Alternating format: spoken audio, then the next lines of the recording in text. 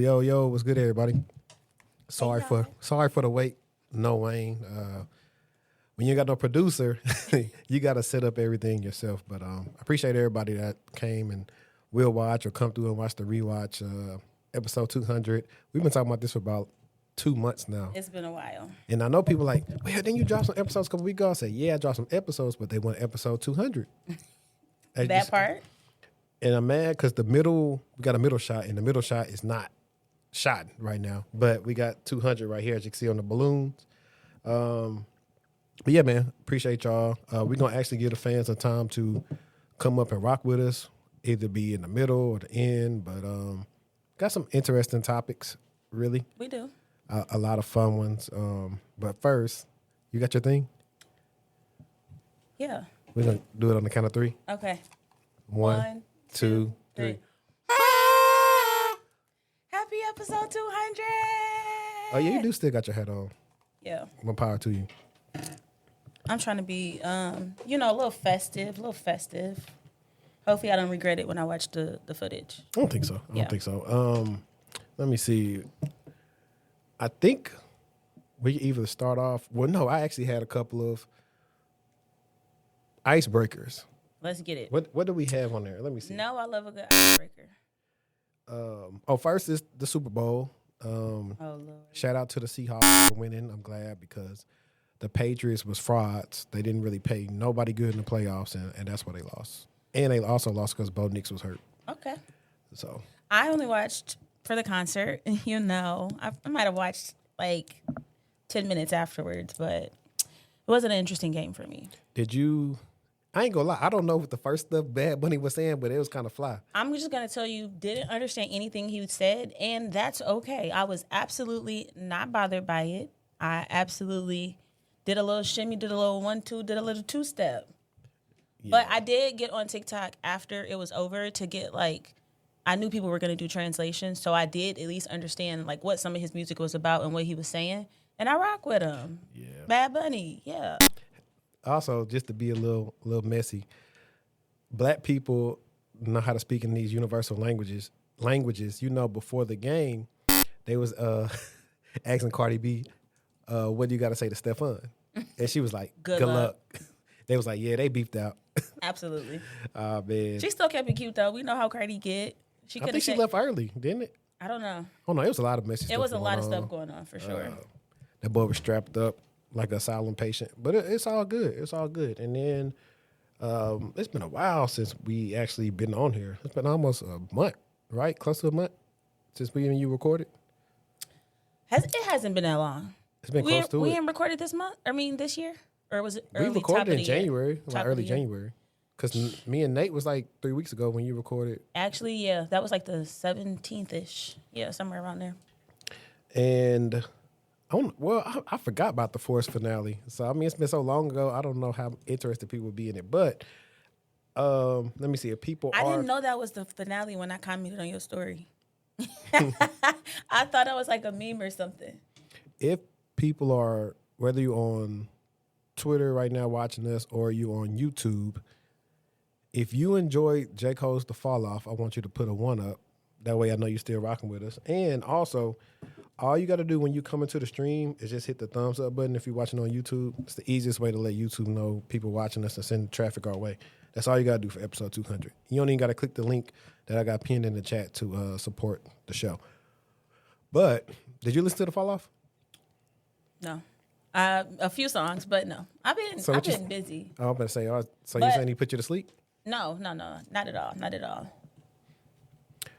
I don't have a song to name, but I've listened to a couple of them, but I can't give an impression right now. But I'm never going to hate on him. I think he's a lyricist. I love him, so I just need to sit down and actually have a good full listen through. But I heard from TikTok that it was pretty good. I've heard some, clips and stuff and breakdowns. You heard from, I ain't gonna lie, you probably heard from a lot of, J. Cole So you stands. hated it? You hated it? You liked it?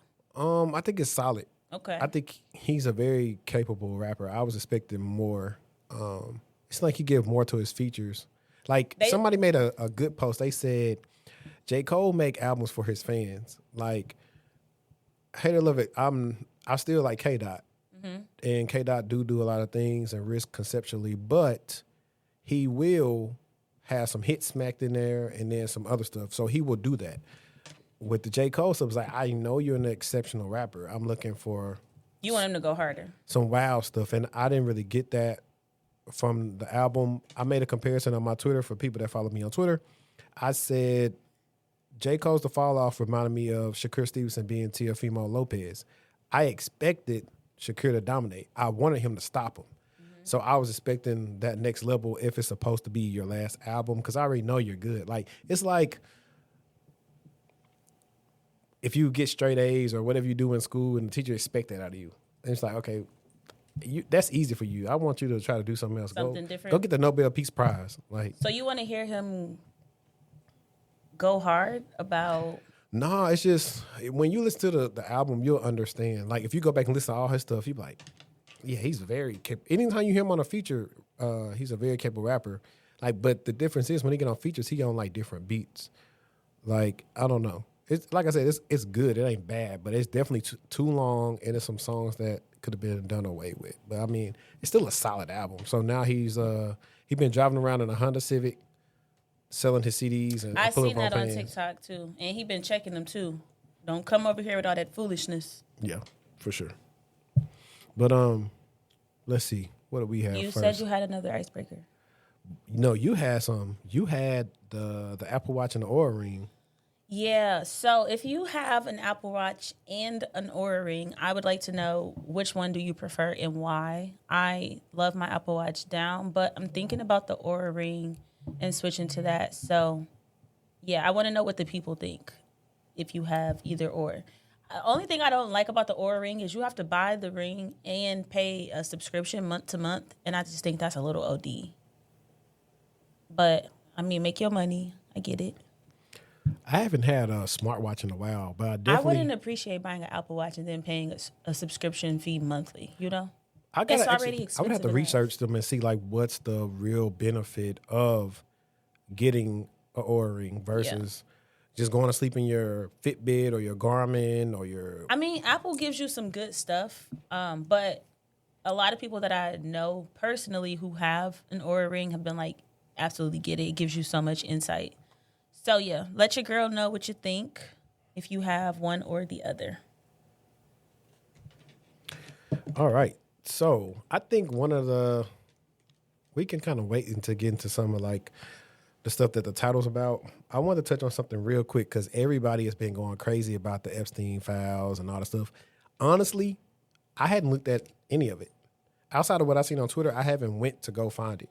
Okay, pause. Have you heard of Jmail.world? No. Okay, so there's a guy, and I'm mad. I wish I would have done a little bit more research to give him his shout out. But he basically built a Gmail, like, Oh, suite. I heard about that. Yeah, and I be on there. I be right on up and through the emails, looking through. I mean, because it's for me, it's easier to, what's the word? It's easier to digest. Because it's emails, chats, pictures, where flights he's taken, things he's ordered on Amazon. I mean, they got all the juice. Yeah. For me, I looked at it as like, I understand why people care, but my thing is like, what's going to really happen once it's released? Nothing at all. I mean, it's already been released and ain't nothing happened. Yeah. He ain't here. So, like, even with the people who made me involved, like, I saw it was a lawyer or something at Goldman Sachs because she was close to somebody. She stepped down because she wanted the scrutiny. It's a lot of them, you know, them pale folk people that's on there. And there's been conspiracy theories that for all the flack they try to give Michael Jackson and try to play Michael Jackson with messing with kids. I did see that as well. They said he was using Neverland to save the kids. Yeah. And funny enough, It's crazy because, I mean, I don't know how true it is, but I could see it. You know what I mean? Like, I could understand that. Because, I mean, I ain't even going to get into all of that, but yeah. well, no, all of them when they was older was like, yo, he never did nothing to me. My parents was trying to get some money and they persuaded them to do this stupid stuff. Mm-hmm. Like, that's crazy. But here's one of the articles I found about, like, there's Epstein had a hacker that's like has a connection to Black Hat. So imagine being one of the most respected names in cybersecurity, only to have your name appear 23. I can't get through it because I'm reading it saying 2,300, but if y'all been keeping up with Glorilla and her sister, when she said all she need from Glorilla was 2,500, so that's why I started laughing.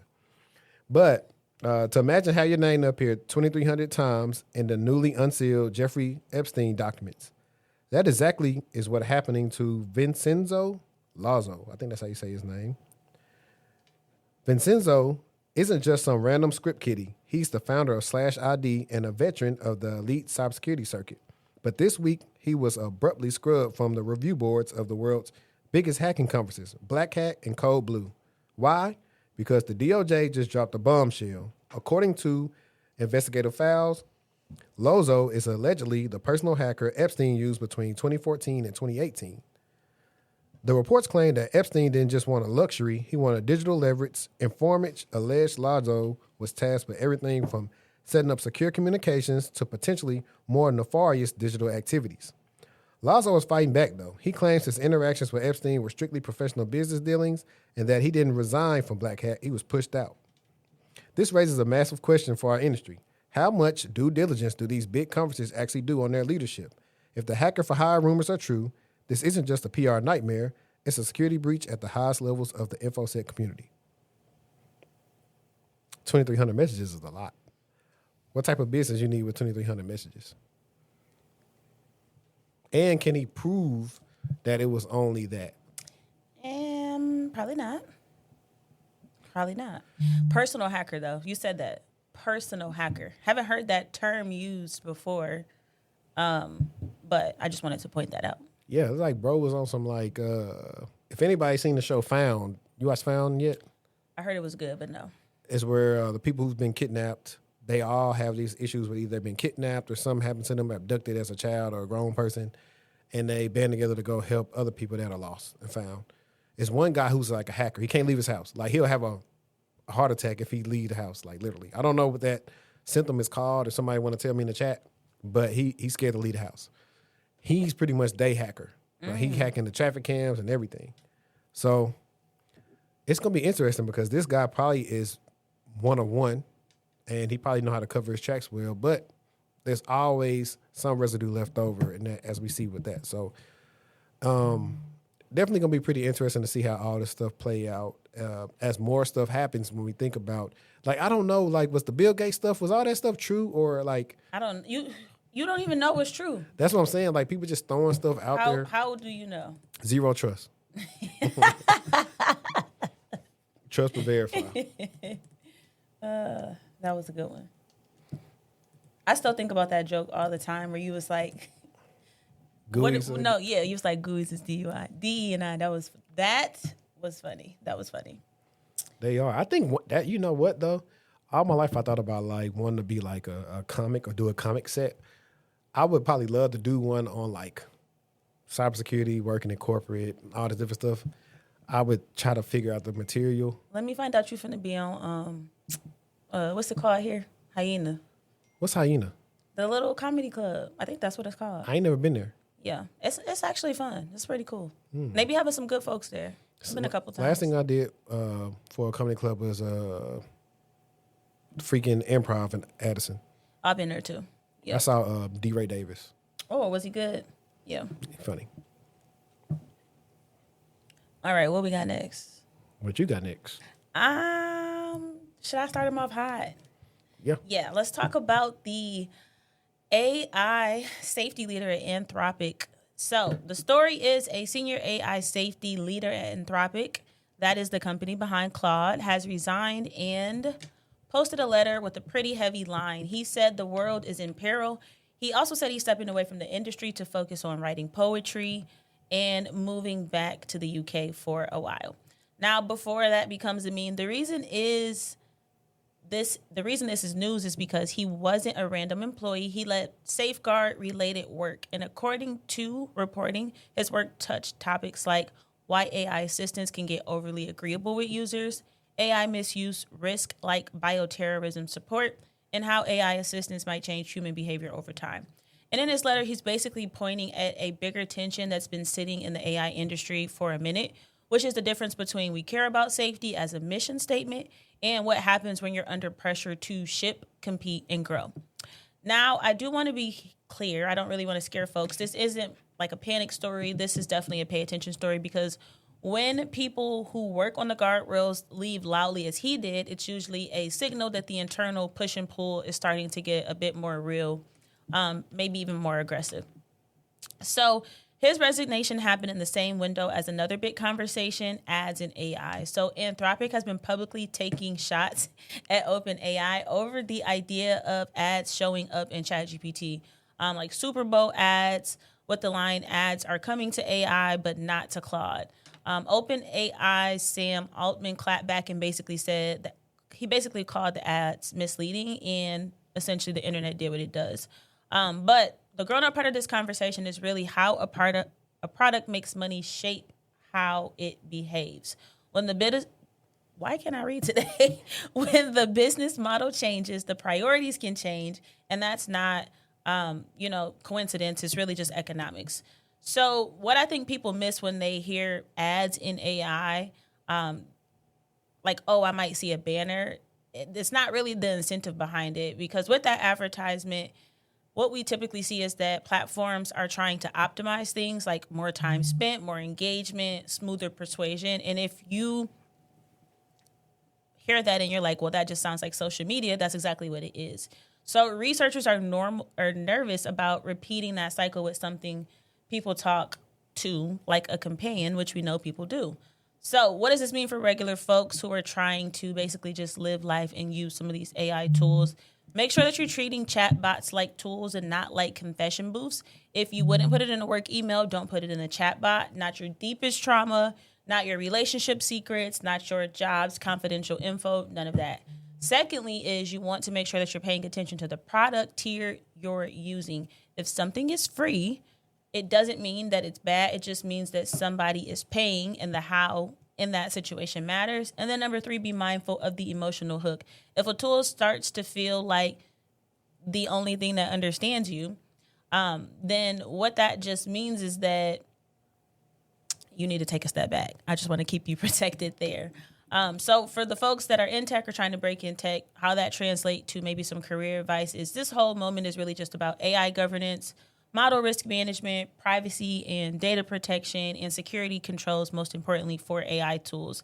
So if your lane is security, privacy, GRC, or cloud, you're early to this conversation, because companies are essentially about to need employees who can basically answer, how do we deploy this responsibly without creating additional harm? Yeah. Funny that you talked about banners and ads and stuff like that. There's this new, well, it's not new. It's new to me because I just followed them on X. But this page called Remarks, it said, this just in, OpenAI projects a $14 billion loss in 2026. Why would they project such a thing? Because I think about how many, you got to remember, OpenAI was first to market. All we heard about ChatGPT. Then slowly but surely, Claude, Gemini, Copilot, any other one that I'm not mentioning, all those came out. And to me, they were better. Like, I know you're a ChatGPT stan, but you know all the time. Relax. I am a Gemini guy. I hate Gemini.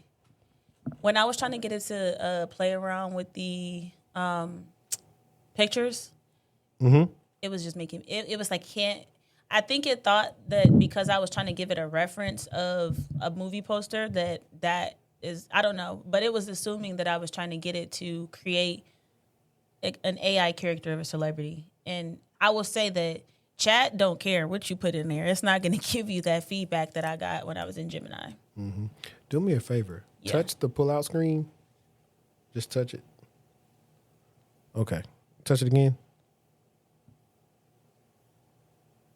There we go. All right. For whatever reason, the head got like unfocused or whatnot. But that's cool. That's cool. Now, what I actually want to, let me remove this from the studio. Let's talk about first of all, how many people saw the Ring Super Bowl commercial? I didn't see it still yet, but I have heard that it was going on. Let me see. Here it is right here. I'm sorry, the Ring camera wants to do what?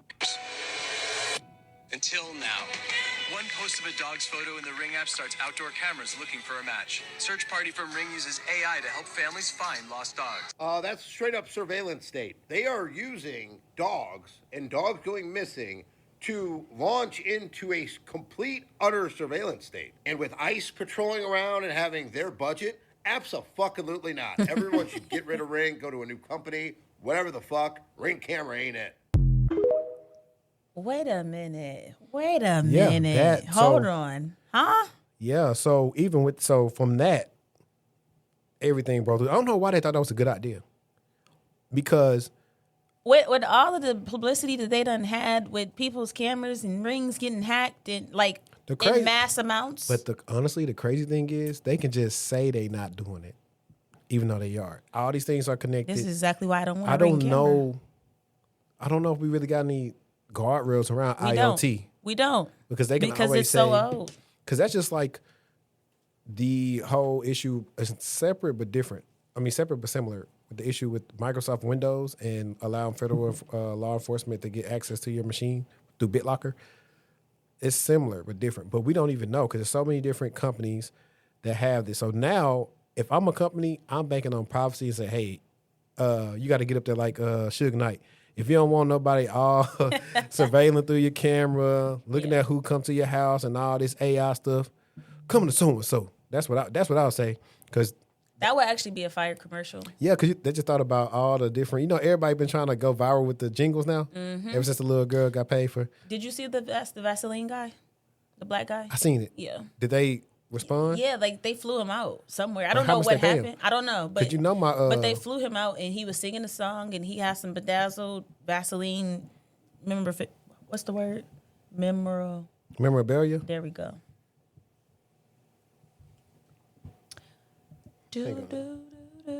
Yeah, we like PayPal over Super Chat because the Super Chat YouTube kind of bust that down and they take some money out of that. So PayPal come directly to us.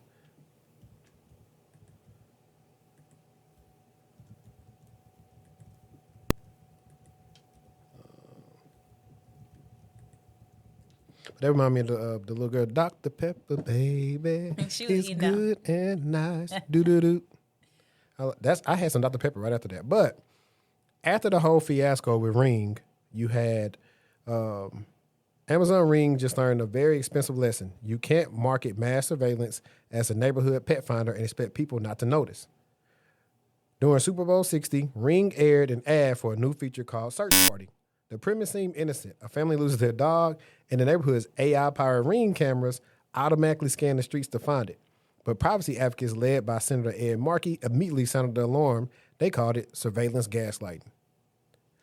The reality is that if a camera can find a dog, it can find a person. Critics argue that this tech is a backdoor for real-time facial recognition and license plate tracking that can be shared with police or ICE without the warrant. The backlash was so swift that Ring has already canceled a partnership with Flock Safety, the company that provides the license plate reading tech. Ring is claiming resource constraints, but we all know the truth. The public isn't ready for Minority Report in their cul-de-sac just yet. And then also, just because I bought a Ring camera don't mean I give permission for y'all to use my camera to do anything that I didn't give y'all permission to do, number one.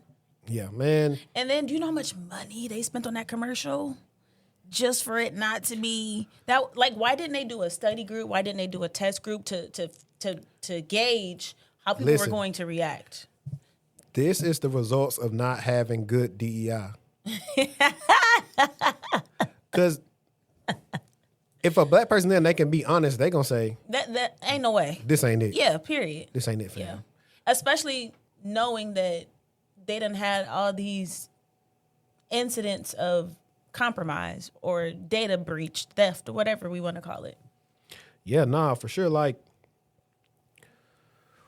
what's the one? No, that you weren't here that day, but I read one out similar that schools are using stuff like this to report incidents or stuff at school where they wrongfully accused a young man for doing something. The police arrested him and did all the other stuff.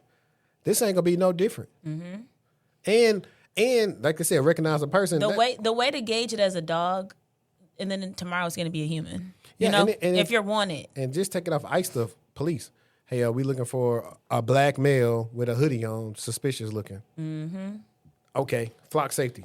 No, thank Open your you. cameras. But the crazy thing is though, they probably already can do this. Just like they can already hack the traffic cams. This ain't nothing new. Nothing new at all. I'm not really feeling that. Me either. Would you get a Ring camera Absolutely not. They got hacked. if they didn't do this? So right now I got a Nest. Right now I'm good with Nest. I heard nothing happen with Nest. I like them for the most part, but it's always an issue though when you do have your stuff connected to the internet regardless. For sure. There's that chance. And so a lot of people, I don't know, I think it's going to be much more interesting the U.S. is late. Other countries, they got legitimate smart cities for real. And laws and regulations and order and structure. Nah, that's facts though. I think. I can pull it up next. Yeah, pull it up because I think I'm going to go to the Reddit post next. Okay, student IT support agents learn by helping others. So, Virginia Tech has just dropped a piece on their For Help IT support desk, and the key detail is when you reach out for help by phone, ticket, email, or in person, there's a good chance you're talking to a Virginia Tech student because students make up roughly half of their frontline support staff. Now, why does this matter? During the 2025 fiscal year, For Help handled over 65,000 support tickets, and student wage employees worked 7,579 hours helping process them. Obviously, that's not a little bit of campus work. That is high volume operational experience that these students are actually able to gain. Now, they are also saying that student staffing does help them stay available 24/7, 365, especially during peak times like the start of the semester. And it helped them bring back in-person support on campus after nearly a 5-year hiatus. But the bigger story is what the students are actually getting out of it. They're building communication, teamwork, time management, problem-solving skills, and adaptability. And students in the article essentially were stating that these skills have helped them stand out when it came to landing internships and obtaining some early career roles. So if you're trying to break into IT or cyber, don't sleep on support roles. It's paid experience, real tickets, real users, and real pressure in a network that you continue to grow and flourish. So I just thought that was dope to highlight because I feel like, as we know, when it comes to IT roles, they get slept on a lot. And I think that's a beautiful thing that they're able to open that up to students. And I think that actually more counties and cities who need the support, we've seen a lot of stuff happen here in the DFW with different areas that have been breached, compromised, and or lack of support. So I think that if there is an ability to allow students at local community colleges, universities, whatever it may be, to gain some experience working to support a county community that they're a part of, I just think it's super dope. So that's why I wanted to bring that up. If you're in Virginia, you might want to check them out. Yeah, no, in college, I did IT work for like a year or two at the College of Business. So did you do like work study? It was a work study job. Mm-hmm. So and I got to get him on the show. Like I said. Can you tell the people where work study is? For the people who don't make a lot of money and you come from the struggle, you can get a work study job when you're in college. Now, it depends though. It's either based on either semesters or quarters, but it's going to be a certain amount of money you can get that semester or quarter.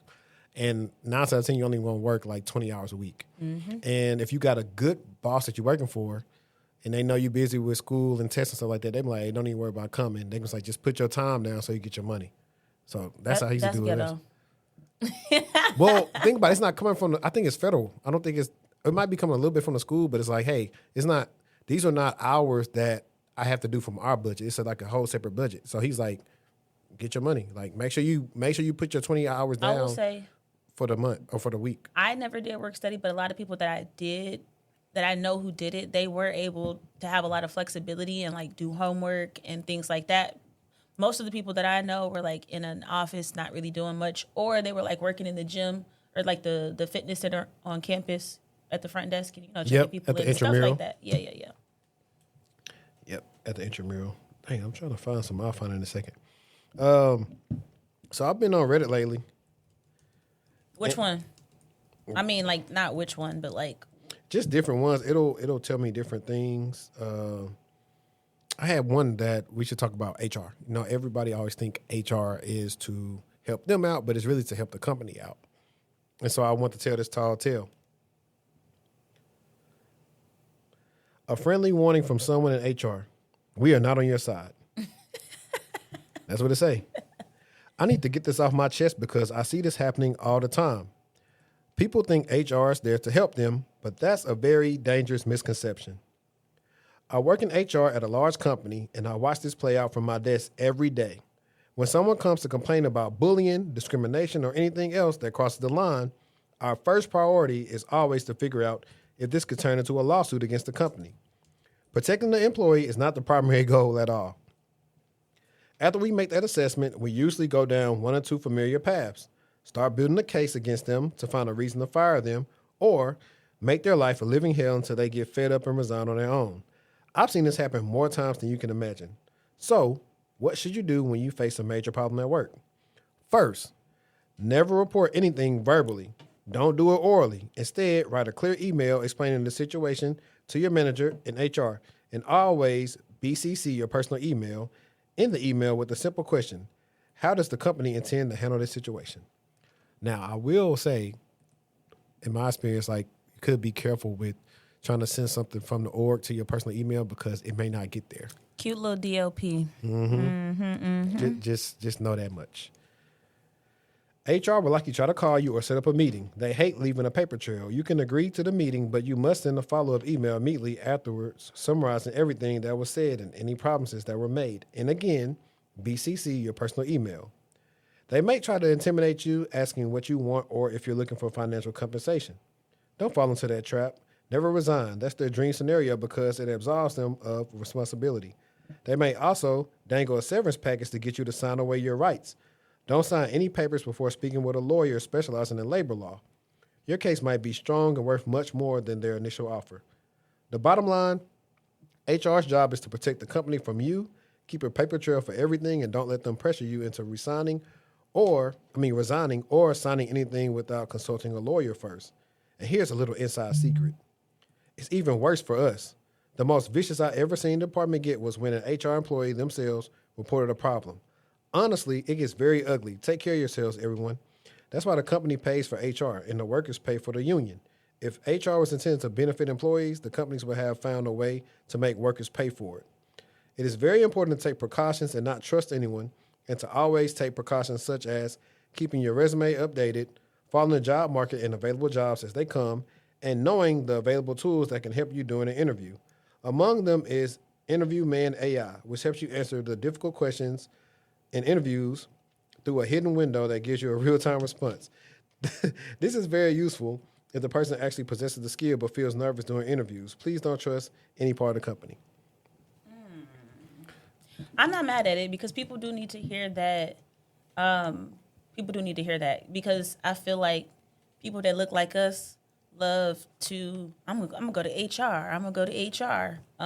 And not knowing, with hopes that HR is going to support their side of the story, not knowing, like it said, that HR is to protect the company. So I thought that was a good article. Yo, man, let me shout out J. Lou real quick, man, for dropping the super chat. Let me, hang on, it's not showing. Justin Time J. Lou. Shout out to you. You know what? Let me do it from StreamYard. That's why I'm tripping. There we go.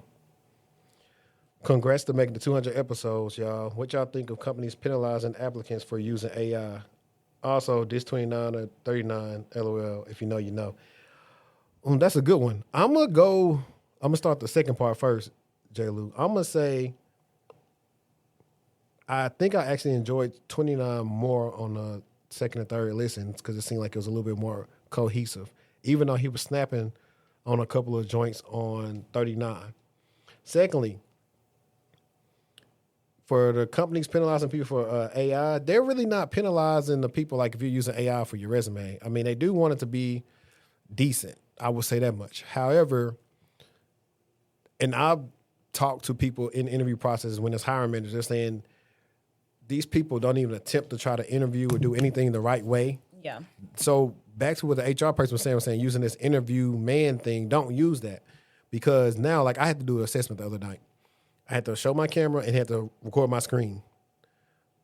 you're not finna out finesse the stuff. Everything y'all do, there's gonna be something to counter it. So instead, you're better off just being honest and giving your best foot forward and losing, hopefully getting some good feedback to get better at interviewing versus cheating and then possibly all these people starting to put you on this like do not hire list, and now it's even tougher for you to get a role. So that exists too. But for the most part, they don't care if you use it on your resume.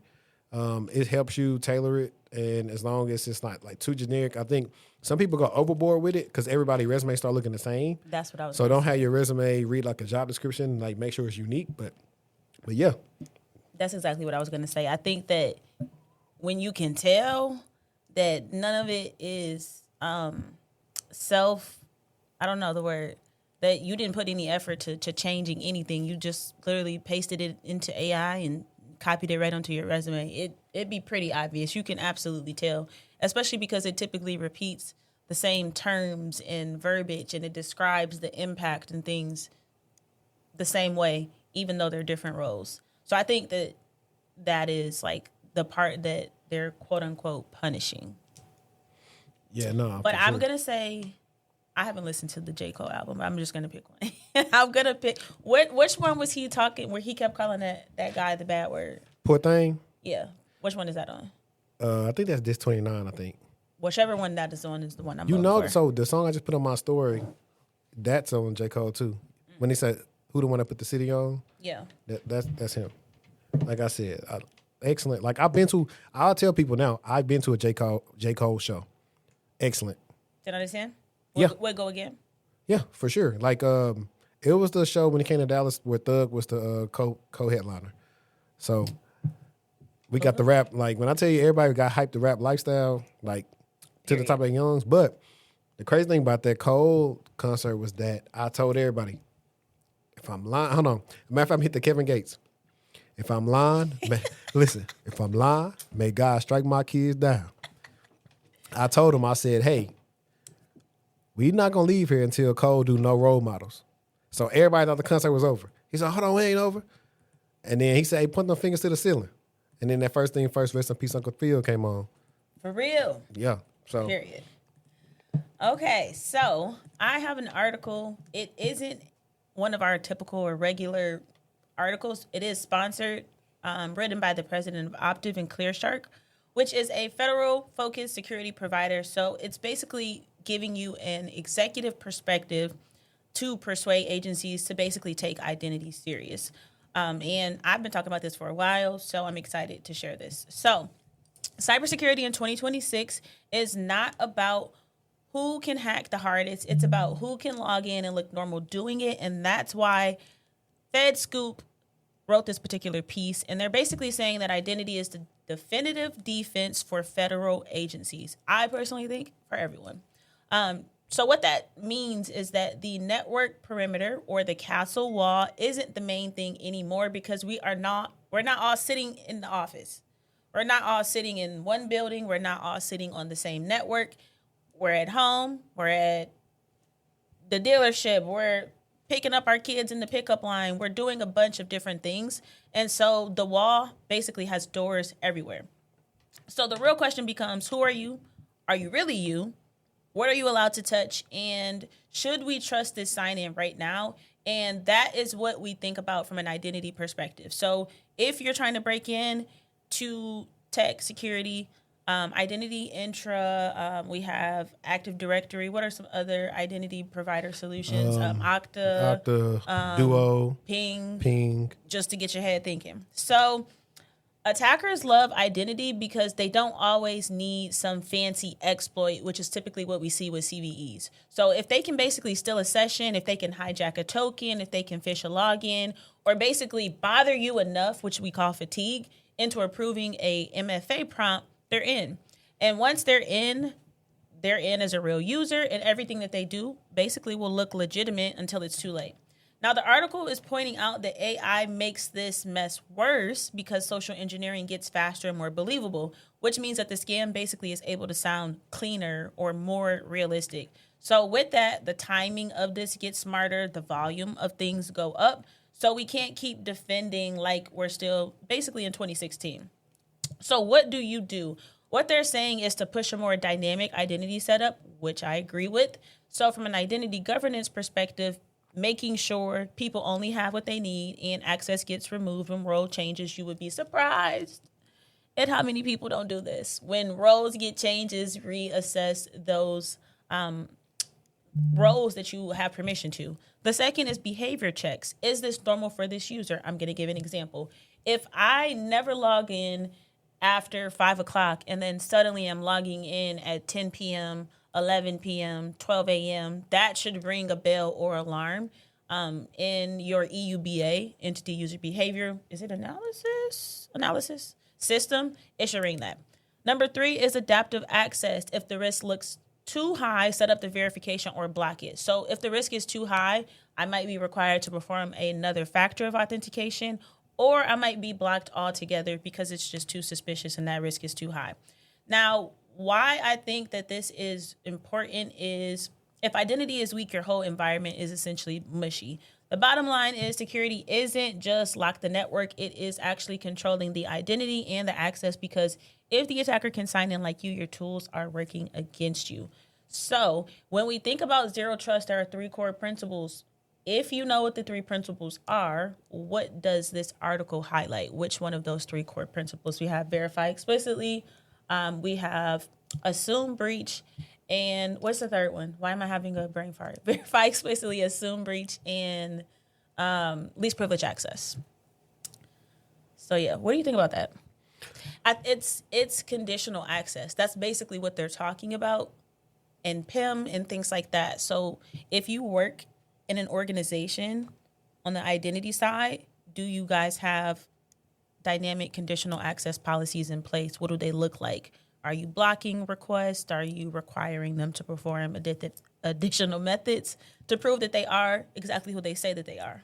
Yeah, that's what you said, UBA, and then you got RBA, risk-based alerting, where it's going to notify you. A lot of tools got it built in inherently because of that. But one of the things you brought up, people still don't address in organizations, is MFA fatigue. I believe that's how Uber was hacked a couple of years ago. And the thing is that this is what I think the issue is. I think that it's a thing, but I think that we have to remember to include in our end user training these things that change, right? So not only do we have to teach our users how to set up MFA, now we need to teach them about what MFA fatigue is and how to report an MFA request that they receive that is not them. So just take it serious. Is the moral to the story there.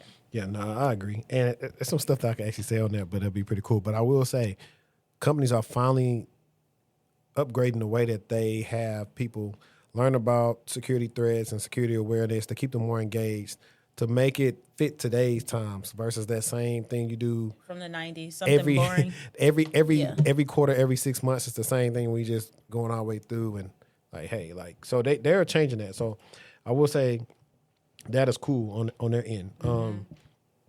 Let me see, because I got some cool stuff for y'all guys. I decided to make this a little bit more interactive, and we're probably gonna drop the link in a bit and have some fun. And if people that rock with us and are still watching the show and y'all up, we'll let y'all come up. But let's see what else we got. I think this is a good one, and because you know how you have all these people trying to act like they so morally better than us. Now, meanwhile, they posting this on Facebook but telling us about data centers. Now, I realize on Facebook, all the stuff is powered by a data center. But let's listen to this. I just saw this viral video. The woman was talking about AI data centers, how horrible that is, and how pointless generative AI is. And she was very clearly reading from a ChatGPT generated script. And this is something that has been bothering me to no end for the past year, really. You can tell when somebody has a ChatGPT generated script. Like, I don't think everybody can. It's one of those things that when you see, you can't unsee. The cadence, the style, there are these literary tools that the LLMs just abuse and overuse, and we can see those grubby LLM fingerprints all over everything that you're saying. The sheer number of people that are clearly reading off of these scripts and not changing much about them it stands out to me as somebody who appreciates like unique writing and unique storytelling perspectives. And it really bothers me because I just hate the way that it sounds. It just doesn't sound like a unique voice. Does that make sense? And maybe I'm a snob about this sort of thing. I don't think that there's anything wrong with scripting either, by the way. I think that scripting is a great method. I think it's a great tool, especially if you're trying to make a lot of different points that are maybe complex or nuanced. It's just so annoying and so boring and void of any sort of interesting human aspect. I mean, it sucks my soul out to listen to, even if great points are being made. Anyways, I think it always sounds bad and inhuman, but I think it's particularly hypocritical to be making anti-generative AI videos while AI generates your script. That's kind of ridiculous. Make content, please. Short form, long form, doesn't matter. Please come up with your own idea. It's killing me, and it's eroding the minds of every human being that comes into contact with it. I agree. It stopped playing. Yeah, I removed it. Oh, cool. Yeah, no, I agree. I think everybody is acting like, remember I said we're going to do the deep dive one day about data centers. Mm-hmm. And definitely how we want to research, what's the one that all the data centers is in? U.S. East 1, is it Arlington, Virginia? Somewhere. I think it's Arlington. But we're going to research how they're thriving and how everybody just thinks all their resources are going to be messed up because they get a data center. And not by the stuff that's already messed up in the environment. I just hate that there are so many. I hate that people see one video and they immediately believe whatever it is that's being talked about without actually, like, bring back research, bring back critical thinking, bring back curiosity, bring back other resources outside of chat. Now, don't get me wrong. I love me some chat. But Google works too. There's other resources that you can use to get information and to gain knowledge.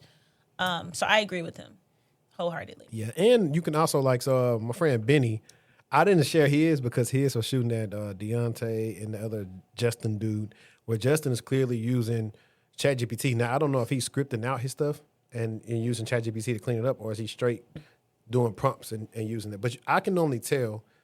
I've had the script stuff out, like for my LinkedIn learning course and other things. I had to script out my intros and everything else out, or like for certain videos I've made, I've had to script them out myself. So I can tell. I don't think it's anything wrong with using it as a tool, but I think you need to go in and make it you. But here's where it could be wrong.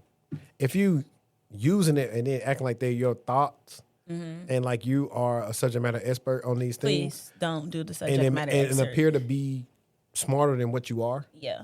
Because all you can say is what it told you. There's no rebuttal after that. Right. And so that's why you can always see, it's like, that's how you can tell somebody used it. So I like he was coming straight off the dome. He's that guy, by the way, is has a doctorate in astrophysics. He's an astrophysicist. There we go. So he's, I guess you would say, smart. Okay, my turn. Uber Eats launches AI assistant to help with grocery cart creation. My type of party. Uber Eats announced a new AI feature, Cart Assistant, on Wednesday, designed to fill customers' grocery carts faster and easier. The beta version is now available in the app. To use the new chatbot, users search for a grocery store in the Uber Eats app, and they tap the purple Cart Assistant icon on the store's page to begin shopping. Customers can enter a list or upload an image of one, and Cart Assistants will automatically add the necessary items to their basket. This includes photos of handwritten lists or screenshots of recipes and their ingredients. Users can then customize the basket by swapping items for preferred brands and adding more products from the store. Uber Eats notes the Cart Assistant uses previous orders to prioritize familiar items like your usual milk, your favorite oatmeal, to make the experience more personalized. Users were telling us they wanted a quicker way to shop, and we know how precious your time is, Uber CTO Praveen Nepali Naga said in a statement. Cart Assistants help you get from idea to checkout in seconds. Cart Assistants could help Uber Eats better compete with other food delivery and grocery apps that are already integrating or developing AI chatbots. For example, Instacart launched an AI search tool powered by OpenAI's ChatGPT in 2023 to help customers save time and receive personalized shopping recommendations. DoorDash was also reportedly testing an AI chatbot called Dash AI that same year. Last year, both Uber Eats and rival DoorDash integrated with ChatGPT to streamline food ordering. With Uber Eats, U.S. users can browse local restaurants and menus in ChatGPT, then complete their purchase in the Uber Eats app. DoorDash's integration allows users to request meal plans and automatically add all necessary ingredients to their DoorDash order. Notably, Bloomberg reported in 2023 that Uber Eats was developing an AI-powered chatbot that would supposedly ask users about their budget and food preferences and help them place an order. Overall, Uber Eats is rapidly investing in AI, including tools for merchants like AI-generated menu descriptions, enhanced food photos, and customer review summaries. Pause. I am a stand for this. However, do not put any AI enhanced food photos on there. I want to see what the plate look like. Please don't get me hyped to get this crab boil and it's an AI picture, please. But overall, I love the idea of this. I'm a DoorDasher, so DoorDash, step y'all cookies up so y'all can get like Uber Eats, because I love that idea. We see recipes all the time, and I think if it were as easy for you to upload a picture of the ingredients of that recipe and just put it in your cart without you having to search for 20 different things, I think it would make cooking a lot more easier for folks. Or maybe folks will be a little bit more likely to do it because they have, you know, that ease of obtaining whatever it is that they need to complete the meal. But I'm a stand times 10. But please, please, please. Please don't put on no pictures of them crab boils. It ain't real. I'm gonna be so sick. You and them crab boils. I'm gonna report it. I'm gonna report it. I'm gonna report it. You ever seen them crab boils the white people be doing and they ain't got a lick of seasoning on it? Not my type of party. and look, they try to pour it on the table and they don't go out of the way. Not my type of party. Nah, man, that's crazy. But let me see. There's a lot of stuff we can actually get into because so Amazon and Meta are changing their performance reviews. And normally, guys, if you hear anything about performance reviews changing, that's the way they're going to leverage on how to get you on out of there. If you work at a big tech firm and your performance review suddenly feels like an interrogation about how much you use AI, you might want to update your resume. Reports are surfacing that Amazon and Meta have significantly tightened their performance metrics for 2026. But it's not just about beating quotas anymore. Experts say these companies are looking for AI proficiency as a primary filter. Essentially, they are grading employees on how well they integrate internal LLMs into their workflow. The cynical view, this is quiet firing. By raising the bar to impossible levels, they can trim the workforce without the PR hit of formal mass layoff. But there's a darker twist. By forcing employees to use these AI tools, the workers are essentially training their replacements. Every time you fix a bug using the company's AI, the AI learns how to do it better next time, rendering your role a little less necessary. But I will say, people will get sick and tired of being sick and tired. And, hey, they might do something to their internal LLM. That part. And it was a lot of... I actually found a guy, he was talking about how companies are pretty much like hiring, like laying people off and blaming on AI and all this other stuff. Let me see, where is it at?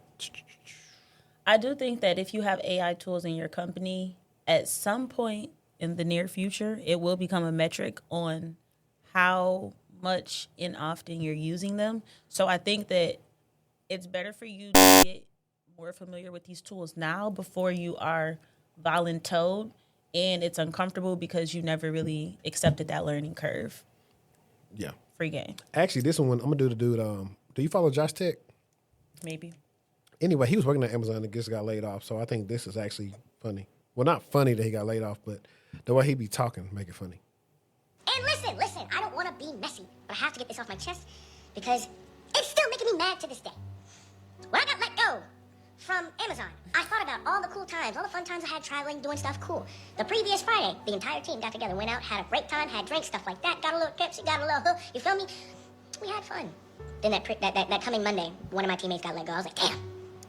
I might be on the hook here. Hold on, let me lock in. I have not been good at this job so far, but let me lock in. I'll be safe. As long as I ask questions, stuff like that, we'll be good. No. So, When I found out I'm getting let go, I texted my first line about it, one of the seniors. I said, hey, were you aware that I was getting, let go? Because we were just having, we were just having drinks last week. What happened? They sound like y'all made this decision as soon as I got there. What happened? This man proceeds to respond to me with a paragraph from ChatGPT. Hey, I'm not gonna lie, fam. You fired me, and then I ask you why, and you just say, hey, give me a reason. Hold on. I'm a senior manager at a fame company. No facts. That's the prompt. Give me a reason That's the prompt. to why we fired our network engineer. Oh my goodness.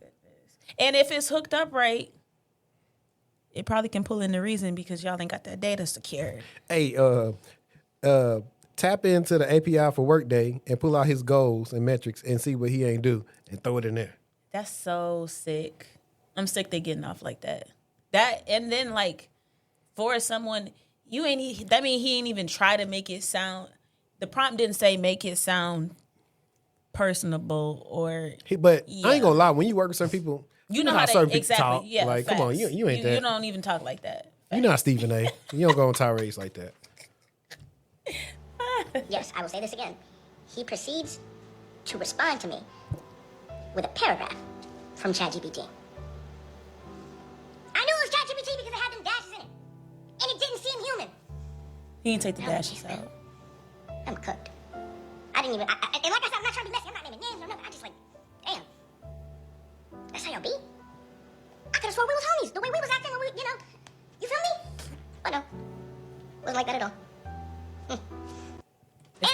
It's the for me. I know, but bro was only was working there only like a month or two. Oh, that's even worse. Yeah, just when you start to. Normally, when you get brought on is when they like not trying to lay you off at most times at our workplaces. Just when you get comfortable and you want to order that crab oil. Bryson said he's low key tired of AI. Where's J. Lou at? He said AI is a metric already. Yeah, he said a metric for them already. And then this guy said Guardians Protocol podcast said Amazon and Meta firing people so they can save money to buy GPUs, chips, etc. to appeal to the resources needs to their business, to business customers. That's where the bread and butter is of companies. I feel you, Melvin. So is this Gabe? No, it's not Gabe. Oh. Gabe stuff's gonna say Gabe. I just said Melvin because guns I'm and butter. talking about most recent. Congrats, y'all, in the chat at the bottom.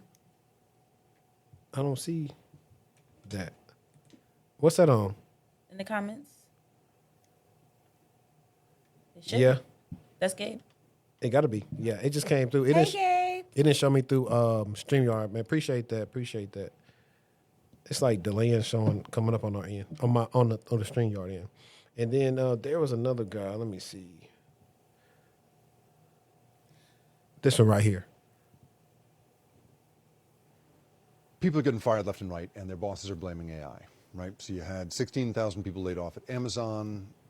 You had this week, Dow has cut 4,500 jobs because of AI, and these are white-collar jobs, right? These are jobs that, even the banking industry, Wells Fargo has cut a bunch of jobs because they think that AI will be able to do the work, right? But what's really interesting is that the Harvard Business Review just came out with a study today, January 29th, that said basically, so it looked into, they talked to more than 1,000 global executives, and they said, what are your plans around AI, and why are you letting people go, and what value are you finding in AI? And they found, first of all, that these folks are having a lot of trouble quantifying the value of generative AI. 44% of them said that it was the most difficult form of AI to assess, but 90% of them say that their organizations are getting either some or a great deal of value from AI. But on the issue of job loss and headcount reduction, this is what the study says, quote, the survey's results suggest that companies are making decisions to reduce headcount before they see the benefits of AI's impact. And this plays into layoffs at a profitable company anyway, right? Profitable public companies are incentivized to increase profits for Wall Street, not for their people. CEOs are there to optimize efficiency, not to save jobs. And people like to lay people off during good times. It is a theater for shareholders. And it turns out in the issue of AI and jobs, it is theater because the jobs can't be done by AI yet, but here they go. I just like his tone and his vibe, for sure. the fact that before you even can see the value, my thing is everybody's implementing AI in their organization, but they're not even teaching their users how to use these tools. They're like, oh, that's a good idea. Let's put that in, and let's put this in, and let's put that in. They not even implementing it. They just saying they are. Where is the change management? If you're in change management, if you do OCM, now's your time to shine. They not even implementing it. They just saying they are. Because they bought something. They spending the money on the research. That's what I think they're spending the money on the tools. Yeah. Yeah, it's the money on the research for sure. That's where it is, and I don't know. It's just crazy to me that because at the end of the day, it was another video that I didn't share, but she was like, all these layoffs, they're just gonna push for a universal income or whatever because people not gonna be able to work. Like if you got all these robots and stuff like that, you can like, well, what everybody else gonna do? But at the end of the day, too. I think life really gonna get real when all the boomers go. When the boomers gone, they can realize, hey, people ain't been having no kids. Like, what we gonna do? And that's when the rise of the robots gonna come. For real, ain't nobody. It's been so expensive. Ain't nobody having like. If I was to pull up, it's a guy on TikTok. He's always talking about, hey, in 1990 versus 2025, you could have been making $50,000 in 1990. You could have had a 4-bedroom house, a new car, this and that. Versus now, if you make the same amount, you can't get nothing. Nah, you can't afford to pay attention. Didn't I just say that when I went and got that food? Yeah. What? Why is everything so expensive? I'm gonna still eat, but yeah. Man, that's crazy. You're not focused. I know it moved. I don't know why today of all days it don't want to focus on me. There we go. Okay. Well, let me see. Do it again.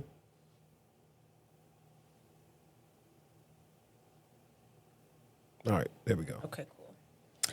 All right. Discord, let's talk about it. Security experts warn Discord age checks create identity honeypot as teens find bypasses. Red teamers warn that Discord's push towards stricter safety controls is colliding with a familiar truth. When platforms build barriers, users look for ways around them and attackers look for ways in. As Nick Adams, CEO of Orcus, a specialist in non-attributable operations and offensive system design, warns, every platform adopting mandatory age verification is building a centralized identity honeypot. It's not a question of if these systems get targeted again, but when. His comments followed Discord's Monday announcement that it would begin rolling out teen by default settings in March, part of a global safety push that will require adults to prove their age to access sensitive content in adult-only spaces. The instant messaging and voice over IP app, which boasts over 200 million monthly active users, said verification would be done through facial age estimation or government issue ID checks. And yet the move comes after a data breach last fall tied to one of Discord's third-party age verification vendors, which exposed the risk of outsourcing identity checks and sparked a renewed debate over whether age verification systems introduce a new attack surface. How age verification works and what Discord is choosing. There are 3 primary methods platforms use to verify age: document checks paired with selfies, AI-based age estimation. That's not even a word. AI-based age estimation, and database or card-based verification. In simple terms, each method sits on a spectrum. ID and selfie provide the highest security, lowest privacy because the data is stored, and it is moderately convenient. AI estimation, high security, high privacy. ID not stored, highest convenience. Database and card checks, moderate to high security, moderate privacy, high convenience. According to Ricardo Amper, founder and CEO of digital identity company Innode Technologies, AI estimation is often used as a lightweight routing layer, allowing users clearly above an age threshold to proceed with minimal friction, while those near the boundary are pushed into stronger verification. Full verification, which is validating a document, matching it to the person, and confirming the interaction is genuine, becomes the higher assurance path. According to the press statement that Discord issued on Tuesday, it appears to be leaning heavily on AI estimation. The company said that the vast majority of people will not be asked to complete facial scans, or upload ID, and that it can confirm your age group using information we already have. The platform stated that it uses an advanced machine learning model based on patterns of user behavior and several other signals associated with their account, only prompting users for additional verification when confidence is low. Workarounds.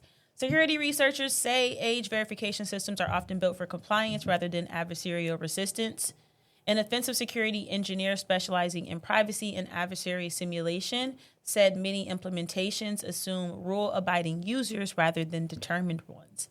From an attacker's perspective, I think these age verification systems are more compliance-driven but not really adversary-resistant, he said.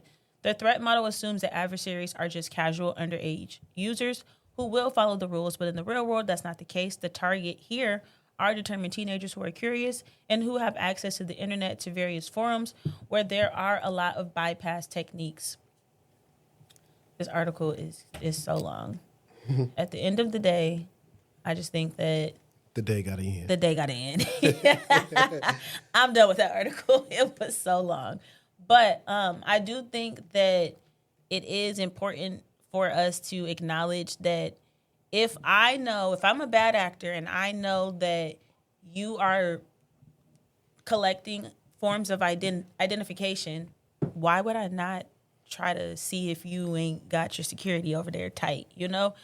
So I do agree with it being a honeypot, just like with the T-app, just kind of like what we saw that happened there. We got to be careful. I get it, but we got to do better with our security. We got to do better. And it's not always if it'll happen to you, but it's when. Exactly.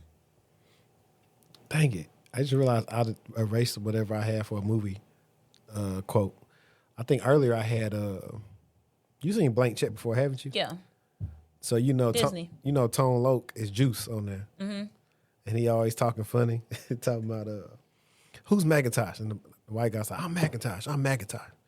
He was like, yeah, Big Mama Macintosh be hanging around with the brothers. That's what I had written up there for today. I also want to talk to my this is for my job hoppers. It's titled Quit. I just want to say I've been at this company for 5 years now. Started out as an intern long ago. I've had my own success at the firm, but I've never seen how good it can be outside of JP Morgan. Of course, the JP and resume helped, but I got a new job and it's paying me 33% more with the hybrid environment. I don't think I would have seen that compensation increase for at least 2 to 3 years, assuming I got promoted internally. Goodbye to very long hours, an office mandate, and being paid less than I was worth. It's so rewarding to break out the golden handcuffs. Genuinely feel like $1 million right now. Let's see. I almost doubled my income by leaving. JPMC didn't respect me. Low salary, bad benefit package, no leniency in breaking their arbitrary and restrictive pad rules, which shouldn't even apply to me in the first place. And you know what was worse? When I accepted the job out of despair, the HR guy said that there's no relocation support. They didn't even buy me an Amtrak ticket. When I finally got a new job, the new place got me a plane ticket, free housing for a month, and free location service. Things make one feel at home, and the company put their best effort at work. I wish the cheap JPM management would understand. Yikes. But yeah, if you're thinking about leaving that job, leave, because matter of fact, listen, I'm here to tell the truth. Leave is crazy. Well, you got to think about it. It's a lot going on right now. You barely, but I'm not saying quit. I'm saying you get another job. Okay. Be specific, because the people going to do what you say literally. I mean, free yourself like Fantasia say, but most companies only give you 3% cost of living adjustment every year. If that. Exactly. I remember one time I got a 22-cent raise and I knew I had to get about that job. 22 cents? At some point, you may have to just go ahead and do the Charleston White and sue your company. Find some loophole and get paid. 22 cents? And I actually forgot to comment this on the HR thing, but I have a close friend, that had a situation where I think they was wrongfully terminated. And they was in the right to where the company settled out of court for some money. But I think that also for our culture, that's not I mean, there are some people that know and have the resources to do so, but I don't think that you have to think about how we've come to work in this corporate world. We ain't always we still don't have the resources collectively to get ourselves out of situations like that, or to know when things happen, how to document or whatever it may be to cover our tails. Yeah, no, for sure. I'm going to read this one too, because this one, remember we talked about the guy who had been in the job like 30 years Yes. and couldn't get no interviews? Yep. This is kind of like that. So this one is titled, Too Long at One Employer. No bachelor degree, 55 years old. I'm hoping for some honest insight. After 35 years with the same company, I was laid off 1.5 years ago when my department was eliminated. I started working for the company at 18 and worked my way up to data analyst role. Over the years, I received extensive employer-sponsored training and continually expanded my technical and analytical skills, but I never finished my bachelor's degree. Internally, that never held me back. Outside the company, it feels like it's stopping me cold. I haven't been able to get a single interview despite revising my resume with the help from a recruiter and focusing on the last 15 years of analytics work. I'm also 55, and I can't help but wonder if age is part of the issue. Yes, it is. Wait, why do they know that you're 55? Is this in an interview? I'm confused. I don't know what he got on his resume. I know for a fact what I would tell you to do is say, hey, graduation expected spring 2026. If you ever see this, tell me you about to graduate. That's all you got to say. Just tell me you about to graduate. After so long at one place, I feel like I don't know how to translate my experience to today's hiring world. And honestly, my confidence has taken a hit. And finding a job seems hopeless. Not to mention, I've depleted my savings and I've been forced to tap into my 401k. My questions. Are candidates without degrees automatically screened out now? How can someone with a long single company career position themselves better? What actually gets someone like me past the resume screen? I really appreciate any candidate advice.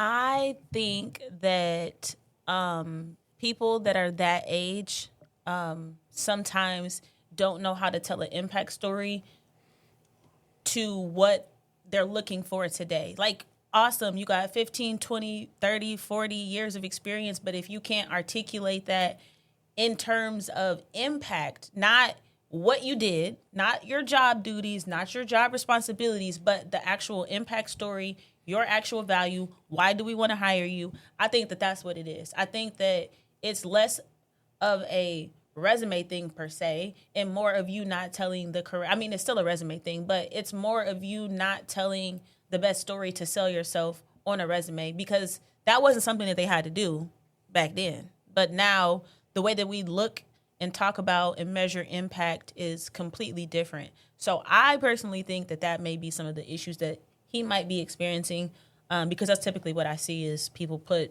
the job duties on the job description from the resume as their bullet points on their resume, and that translation isn't the best. No, facts though, because I think what stuck out to me, he said he worked his way up to data analyst. So that means you probably wasn't a lead or the manager of that.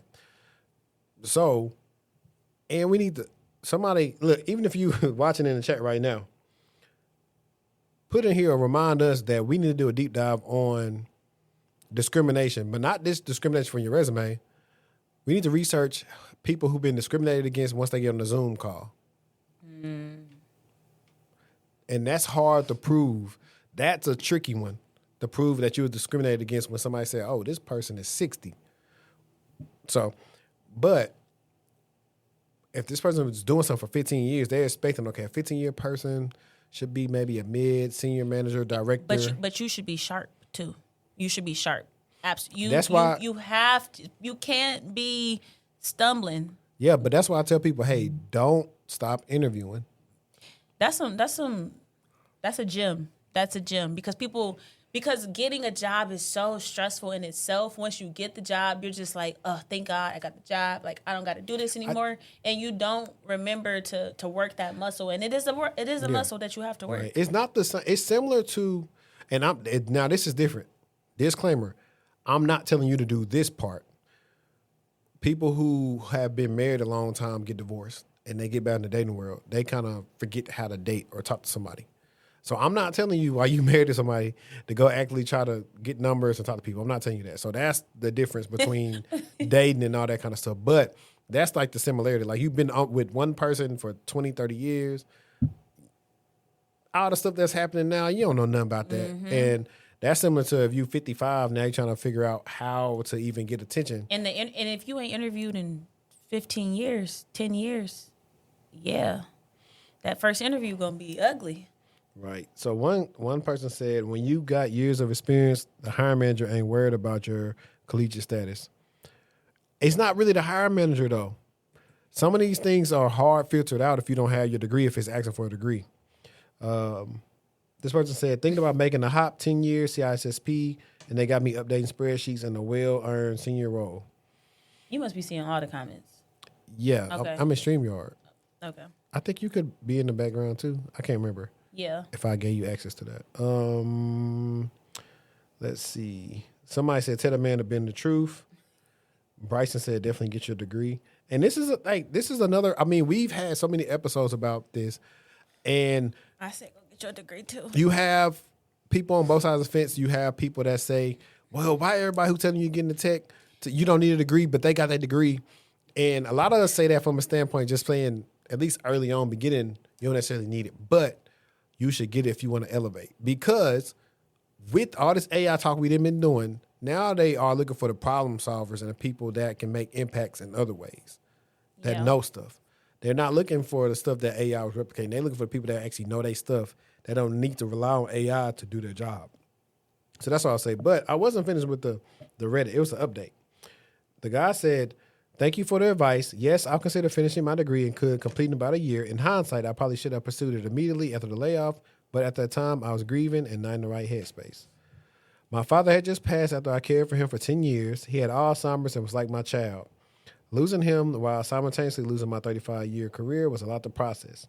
While I was on FMLA during his final days, I began receiving texts that my boss and coworkers had been let go. I understood what was happening. The company brought me back briefly to train others, which I appreciated. I've started researching what it would cost to finish my degree. My hesitation is investing money I don't currently have without clear evidence that it would meaningfully improve my chances of getting interviews. Ironically, if I had completed my degree 25 years ago, what I studied back then would likely be irrelevant today. Right now, I need to rebuild my confidence. I never felt this discouraged or unsure of myself. The constant rejection has taken a real mental toll. Even if I land an interview, I worry about how I perform because my confidence isn't where it used to be. And I agree with many of you. This is about networking. When hundreds of resumes are submitted for one opening, the odds aren't great. I need to find ways to stand out intentionally and strategically. Thank you again for your thoughts and advice. And he did this post it was one day ago. Awkward Buffalo _9203. Make sure your LinkedIn is good. I don't know who you work for. Go to their competitor. Go to the people love to hire you if you worked at a competitor. No, that's facts. Always. And especially if there's been a mass layoff, sometimes they'll try to hire, they'll ask, like, who's your team? Who are some other people that were impacted that we could reach out to? If the competitor was better than them, and on top of you already understand that industry, you're a good fit. Mm-hmm. I've been able to be in the industry that I'm in currently right now because I worked at technically competitors. I left, like when I tell you my process from leaving Goldman Sachs to JPMC was like that. Oh, Goldman Sachs applied. Hey, you interested? When you want to start? When you want to start is mood. That ain't what they said, but that's how easy it was. Yeah. I have one more. India shortens social media takedown. Let me see. This isn't too long. Okay, so the title is India shortens social media takedown timeline to 3 hours. So India's government says social media companies would have to take down unlawful content within 3 hours of being notified about it, tightening on Tuesday an earlier 36-hour timeline in what could be a compliance challenge for Meta, YouTube, and X. The changes amend India's 2021 IT rules, which have already been a flashpoint between Prime Minister Narendra Modi's government and global technology companies. The new regulations will take effect from February 20th. The move reinforces India's position as one of the world's most aggressive regulators of online content, requiring platforms to balance compliance in the market of 1 billion internet users against mounting concerns over government censorship. The government directive did not give any reason for the change in the timeline for takedowns. It's practically impossible for social media firms to remove content in 3 hours, said Akash Karmarkar, a partner at Indian law firm from Panag and Babu, who specialize in technology law. This assumes no application of mind or real-world ability to resist compliance.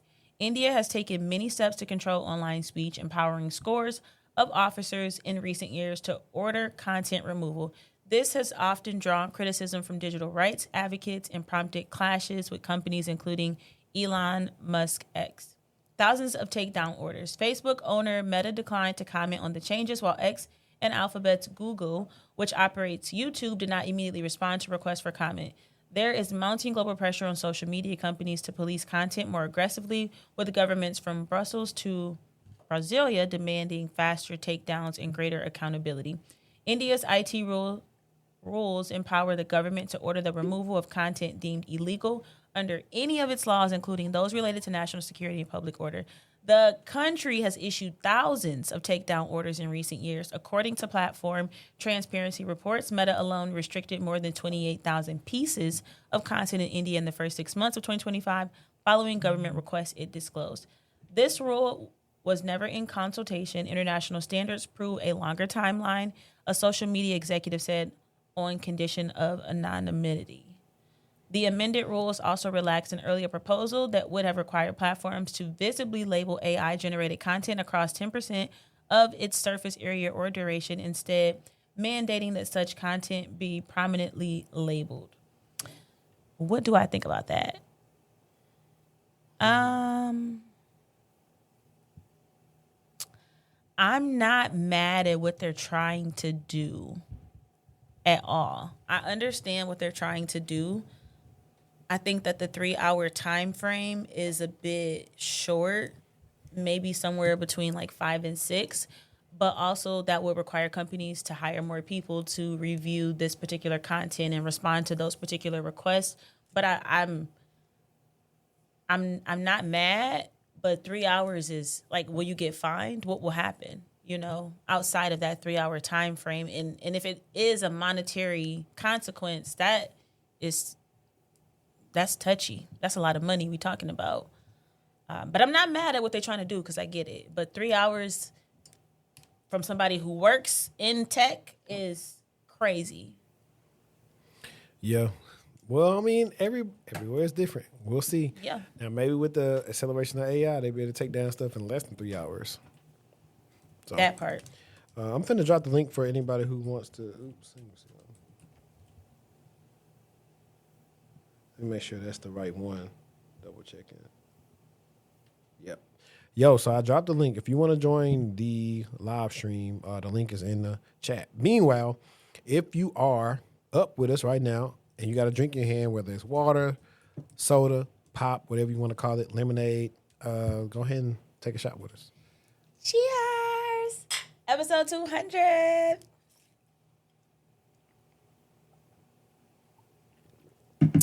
Let's go.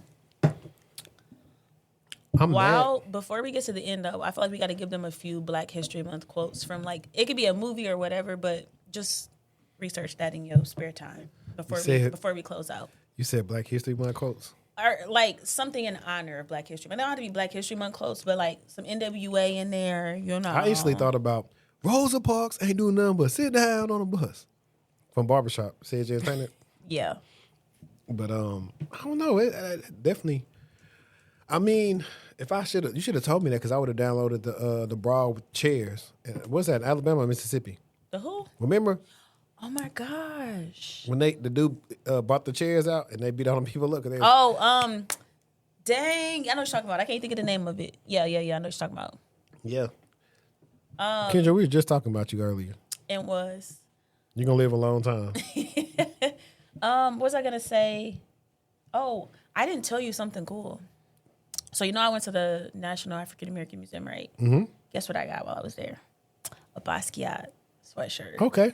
My favorite artist. So super excited about that. Shout out to him. Happy Shout out to Black Jay History Z. Month. Jay Z, the new Basquiat. You know, no comment. He wears hair just like No comment. Basquiat. And no comment. He do. I didn't say he If didn't. you think Jay Z, I didn't say he did. but listen, if you think Jay Z wears hair like Basquiat, put a 1 in the chat. Because he definitely think he Basquiat. I don't know. I think like Black History Facts, like we need some current ones. Like, who was the first Black person that said just keep on living? Or, we should have did some famous Black things that, you know, whatever. What am I trying to say? Help me say it. How to say you Black without saying you Black? Yeah, like when we say, you know, God is good. All the God is good. You feel me? with Kevin Hart. And looking around. But like stuff like that, people will just know. Yeah, we can do a segment right now. I'm trying to think of some more though. I know. I can tell. Let me see. We gotta wait till. How about Malik get connected? How about turn the oven light on? You talking about look the oven light? The oven light. Or the microwave light for the night light. Well, the same thing. It's the same thing. Or I don't know for a fact white people don't do this, but Black people, you know how you go check back in the day, how you used to go check the weather? You go open the front door, stick your hand out. It's either cold or hot. Or what about the kitchen is closed? That's a Black thing. That's a Black thing for sure. Absolutely. Or who was the first Black mama that said, when we get in this store, you better not touch nothing? Don't ask me for nothing. That's universal. Yeah. It's in the blood because ain't nobody teach your mama to say that. It was like, why did you say that? Unprovoked. Or who was the first Black mama that said, you got some McDonald's money? Definitely probably mine's. Like, no matter where you from in the States. Do you got some McDonald's Everybody, money? mama said that. And they was like $2. Hey, when you got older and your mom asked you to bring you something, did you ever hit her with that same thing? You got some No. McDonald's money? I would just get it. I'm a sucker. I would hit it for her. Like, no, you. Or like I'm trying to think of a good one. like when I was a kid, I was too smart for my own good because mama was telling me something. I was a little kid at the time, probably be like Nally age or something. And I happened to be in the car with my mom and my grandma, and she was like, "Who the parent?" I was like, "Granny." Or did your mom used to say, wear the clothes, don't let the clothes wear you? Nah, she didn't say that. So Kendra said a Black woman created Spotify rap. I don't know. She did. I don't know okay. if that's true or not. Well, I saw somebody who claimed that I've she seen was it that before, person. too. I don't know if she's the person, but if she's the person, I did see that. And she said she was an intern who created it, and basically she never got credited for it, which is how it be when you work for a company, because if you create it while you work there, it belongs to them. But I still think it would have been dope. Somebody still can interview her about that, honestly. It ain't too late. Yeah. Malik, we dropped the link, but it's saying your device not connected, so we can't add you. I said Bryson because I was about to text Bryson. Oh, he said Montgomery. That's what it was. The Montgomery. Yep. Yeah. What's something else like you know somebody Black who all gonna be there? That's a Black term. Me. Bye. You mean me? That's Me. Black for real. Let me think. Do you think now, like I said, I'm young, so I don't know if they're saying this back in the day, but I know Black people was big on like, it's either a quarter till or a quarter past. Listen to me. Don't talk to me. If I ask you the time, give me numbers. Don't play with me. You know what a quarter is? I'm not finna play like that. 15 minutes. I don't care. I'm not finna play. Give me the exact time. I'm gonna ask you twice. 8:30. What time on the dot is it? Thank you. But you got to think about it though. These people didn't have watches or nothing, so it's a quarter till or something. So they was using I'm the sun. so aggravated. I'm aggravated. Don't give me a quarter till. He said, "I still say that." I'm trying to think of like all type of stuff, but then they get to like from people from the South or whatever. Because like in Michigan, what did y'all call like? He said she's not from the South. Ain't. What did y'all call a carbonated beverage? Don't play with me. I'm trying to see what you Pop. But you know what's funny? I'm never. If I say soda, my friends are gonna laugh. They're gonna be like, "Girl, quit playing." But you know what's funny? Was that all throughout the state, or was it different? Whatever. No, everybody says pop where I'm from. I never heard nobody say soda. If they trying to pretend like they say soda and they're from the north, I think that they're fronting. But so here's the thing. So I'm from North Louisiana. we said pop. In New Orleans, they say cold drink. I heard that. Yeah. So that's why I was asking you because it's different. Like, hey, But some people say soda. or like we would say dollar, they would say you got a buck. Even though I know what a buck is, but so it was. I'm saying dollar too. It was different terms. Give me a buck. You got a buck for a cold drink? Okay, I've heard a $1.50, but You heard me, yeah. So drink. Now I know Houston is the originator of like saying down, dine, like anything down. That's them. I don't think we really have any good.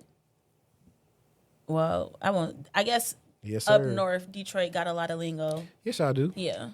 What- Didn't you say earlier, what up, though? What up, though? That's definitely a Detroit What thing. up, though, with my baby? It's definitely my baby. I don't know where my baby started. Probably in Detroit. I wouldn't put it past them, but I'll say that people all over the north. Yeah. Shout out say to that. Dr. Ree. Shout out to Rita Cyberball. I don't know if y'all saw the episode, but that's definitely I gave her probably the best intro ever on that episode. You ate down. Did your research? No crumbs. Here. Let me see what I got in this repertoire right here. Oh, this is a good one. This is fun. It's about older people not wanting to train people to take their promotion. I watched a 25-year-old get my promotion, and then they asked me to train her. Here's what I said. No, not sorry, not maybe later, not let me check my schedule, just no. She looked shocked. My manager looked furious, and HR sent me an email about being a team player. I didn't care, because here's what just happened. They passed me over for a promotion that I had earned, gave it to someone fresh out of grad school with zero experience, and then expected me to teach her how to do the job they said I wasn't good enough for. The audacity is stunning, isn't it? You want me to train my replacement? Pay me. You want my 25 years of knowledge? Pay me. Consulting rates triple my salary. You want me to smile while you're humiliating me? Wrong person. I am not your free training program. I am not here to make your cheap labor look competent, and I am not going to hand over everything I know so you can pay her half of what you pay me. They told me I was being unprofessional. I told them I was being appropriately compensated for my expertise, or I wasn't sharing it, and they said I wasn't supporting the team. I said the team didn't support me when I asked why I didn't get the role. Silence. Here's what I learned. The second you stop being useful, they stop pretending to care. So stop pretending you owe them anything. Clock it. She was right though. Let me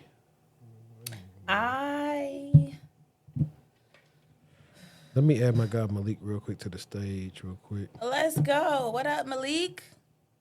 What's up with it, y'all? How y'all doing? How you Pretty doing? good, pretty good. Good, man. Congratulations, y'all. How y'all feel? Appreciate it. Feeling good, feeling great. How about yourself? For sure. Malik is a longtime supporter of the show. He's on supported the Patreon for months. Malik is who I posted on my story earlier when he was like, "Hey, I just put the stuff that you told me to do with the LinkedIn and got hit up instantly." Yeah. That's him. So Yeah, HD gave me that sauce last night. I said, man. They be saying he the soft giver. That's what they be saying. He the guy. He the guy. What they say. That's what they say. Yeah. I try to be humble. It's truth. No, for sure. I made the changes, man. Like right after I was up to like 12 because I was doing some labs too, man. I'm doing some labs right now actually for that role just to, refresh my resume. But as soon as I made those changes, bro, I was on LinkedIn and then he hit me. He was like, yo, I got this role, $25 an hour contract. I was like, wow, that's crazy. Yeah, man, you got the sauce, man. So yeah, y'all tap in with HD, man.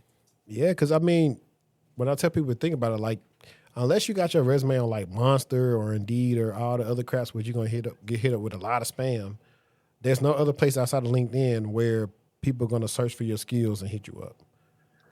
Yeah, and that's the part of it I didn't know. Just job hunting. I'm just like, trying to figure it out. But like y'all said on the other video, cost opportunity. You know what I mean? Like you just gotta put up. Yeah, man. Absolutely. Yeah, but like I said, we talked earlier. I told you just keep me in the loop. I think it'll go good. Because like I said, when there's jobs like that, you're gonna be surprised you didn't deal way more than everybody else they didn't talk to. You think so? I know so. Most people who are trying to just get their entry level help desk role, probably got an A+, maybe a Sec+. They ain't got no good labs or whatever, but they applying. Versus you got actual projects, you got different things you could talk about and go in depth about that they can't. So that's why I know. It's just been a thing I've seen for years. For sure. No, but nah, man, I definitely appreciate y'all. Appreciate what y'all do. I know everybody in the community do. Everybody on the podcast right now, on the live right now, appreciate y'all, man. And yeah, man, we definitely gonna continue to support y'all. Thank y'all for what y'all doing for the community, and I'm gonna keep you in the loop with it, bro. Appreciate it. Yeah, you know, like I was telling you, like it's gonna happen, but one day it's gonna be like, hey, Cybershortieee and HD, we are in your city tonight. Like pull up at city near you, wherever location it is, pull up, and so that's happening. For sure, I'm tapped in. Say less. Thanks for joining, Malik. Of course, appreciate y'all. While he's on here, I know one of the ones I added late last night was about like I've talked about this on Twitter. It was like I can't stand. So a company will have a range, and it'll be like $130,000 to $250,000. Yeah, you're not getting the 250. No, it's not even about you not getting the 250. You may not get the two. You may be qualified for the 250, but you may not get it based on what state you stay in. Oh yeah, because it's for Cali. That's where the 250 is the probably max. And they'll say, "Oh, Texas is or you know what, Cali or New York." It's a cheaper cost of labor state. Yep. And I was like, that's what made me, I think. But I feel like I typically see them separated, though. And I will say, I feel like I've seen Washington separated, New York, and Cali. Some places don't. Some places, not all. They don't because they want the people to apply. So, like, I applied to a role for Verizon. They hit me. And I was like, the dude told me what they was paying for that role. I was like, bro, the range said this. He's like, yeah, unfortunately, because you stay in so-and-so. I was like. I'm moving. So shout out to Markeisha.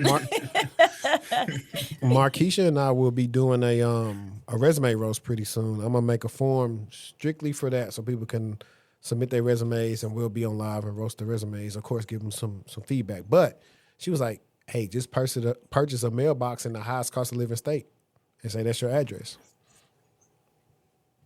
Wait, that's what they was doing for something. Let me think. It's gonna come back to me. What, North Korea? Nope. It's gonna come.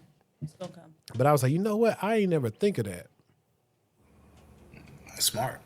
It is. And that's why I pay to have Percy said, hey, say less. Look, we'll come through Tampa, Orlando. What did he say? Jacksonville. We'll come everywhere. Florida would be fun. It would be. Florida would be I had fun when I went to Florida. We did like an internal conference for the company, and we was at like the Marriott Resort. That's like where a lot of people, when they go to Disney World or Universal Studios, they go stay there. They got like a nice like convention centers there.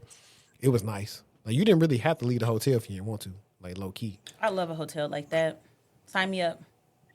But yeah, so like if y'all listening right now, go buy a mailbox somewhere like in California or whatever. Start applying with that for them roles that's real high and see what you get. But my only thing is like, is it a virtual mailbox? I don't know what it is. Now, my thing to go through that is to double check, like, when they send you your equipment, do you say, all right, I'm visiting the family, so sit here. I'm here for a couple of weeks. No, you're going to have to go fly to wherever that, if it's yeah. Because you can do a virtual address. So Xstar said I get mail at my sister crib for that very reason. Like, that's smart. I'm going to try it, though. I'm going to get one. A virtual address or something, whatever it is, and start putting that in and see. But no, I have a virtual mailbox, and I don't know how that works when they're physical, because what they do is they scan the mail and they send it to you that way, and you get so many tokens, pieces of mail, whatever, however the subscription works. But I don't know how it works if somebody is physically like mailing you something, a book or whatever, a gift. And also, guys, what y'all don't notice is I'm not switching the cameras. I have a tool that is fixated on if me or Cybershortieee is loud enough on the mic, it's going to try to do its best to switch to the active speaker. So that is what's prompted me to want to take our show to be more live. One, because it's just me editing everything. Two, I think it's an easier way to interact with y'all. So I don't be helping you with editing. Did y'all just see the look I gave her? I mean, honestly, I edit with AI, but sometimes the thing is just the fact that I have to get home and even do that. But now with this, it's already done, and I can just do the clips and clip it up. Yeah. And that's what funny. Eventually, we're gonna be like Nightcap, though. We're gonna have a producer while we actively recording. They're gonna be clipping it up and uploading it. That like that. 2026, we doing big things. We doing big things. We Stay also tapped in the DFW area. We're looking for a third wheel. Lee moved to Colorado on us, so we can't use him. But Lee, if you think you have something to say and you good on the mic, hit me up. And if you're in the area, and we can see if we can make some magic. Let me see. Because I want to wait. Bryson told me he's going to be on in like 10 minutes. So I want to wait for that freaking subject for him.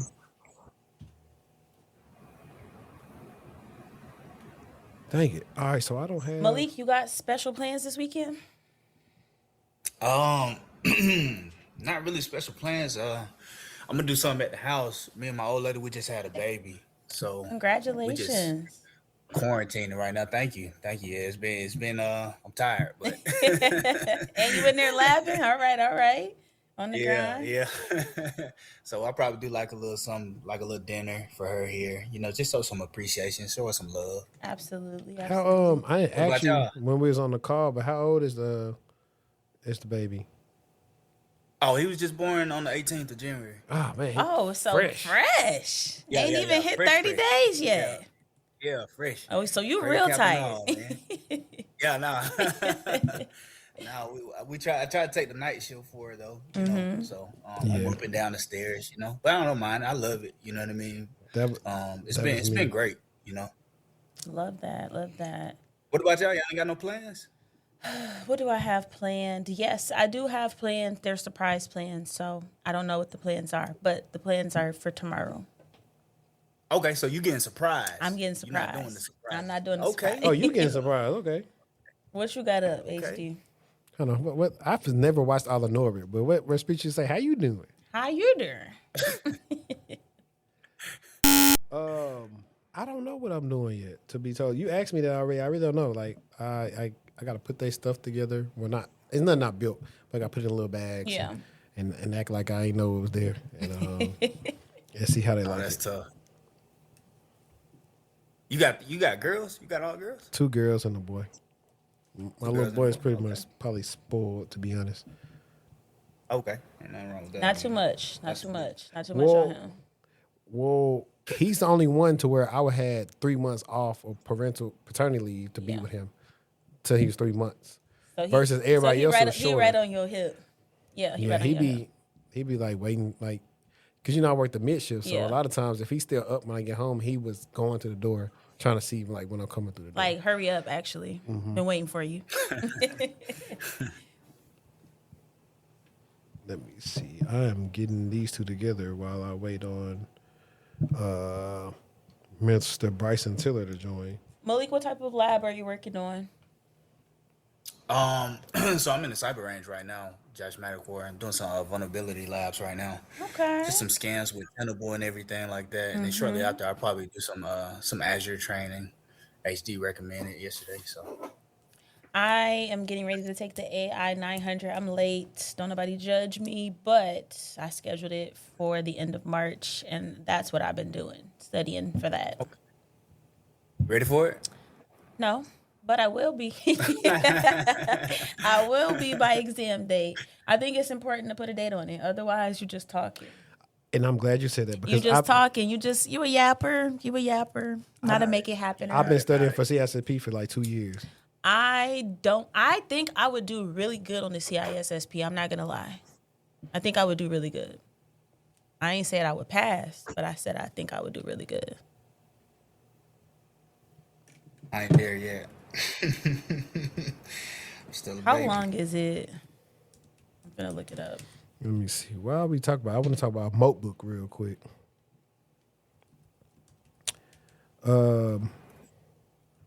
Remember Mootbook, the viral social network where AI agents supposedly built their own civilization and started a religion called Cruciferianism? Well, a new investigation by Forbes just pulled back the curtain, and it's more Wizard of Oz than The Matrix. When Mootbook launched in the early 2026, it claimed to have 1.5 million AI agents interacting entirely without human input. It became the most interesting place on the internet because observers watched these agents debate consciousness, coordinate shared tasks, and develop complex norms. But Forbes' investigative report has officially labeled the society a facade, while underlying technology, a framework called OpenClaw, is a legitimate tool for autonomous agents. The emergent culture was largely manufactured. Investigators found that 99% of the accounts were fake, and the creators were likely using a tool called Mockly to simulate viral engagement. The goal wasn't just to trick the public. It was to drive up VC interest and show off what agentic AI could look like. While the agents weren't real in a technical sense, the idea that they accidentally formed a religion was likely a clever marketing stunt by the developers to grab headlines. The real takeaway here is about the dead internet theory. If 1.5 million agents can convince 1 million humans that they have a functioning society, we are entering an era where we can't just trust anything we see on the screen. As a podcaster, the lesson is clear. In 2026, viral AI stories need twice the fact checking of anything else. That's facts, though. Clapping with my nails. Okay, I have a quick this or that. You ready? Yeah, go ahead. I just added Bryson. Michael Jackson versus Prince. I'm gonna go with Michael. I'm going MJ. Beyonce or Rihanna?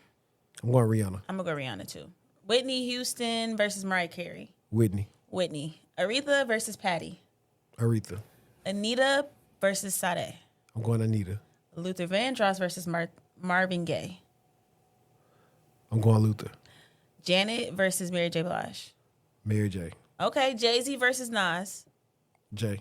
Tupac versus Biggie. Pop. Lil Wayne versus Drake. Drake. Kendrick versus Cole. Kendrick. That's easy. Future versus Thug. Future. Friday versus House Party. Friday. The Best Man versus Love and Basketball. Best Man. Boys in the Hood versus Menace to Society.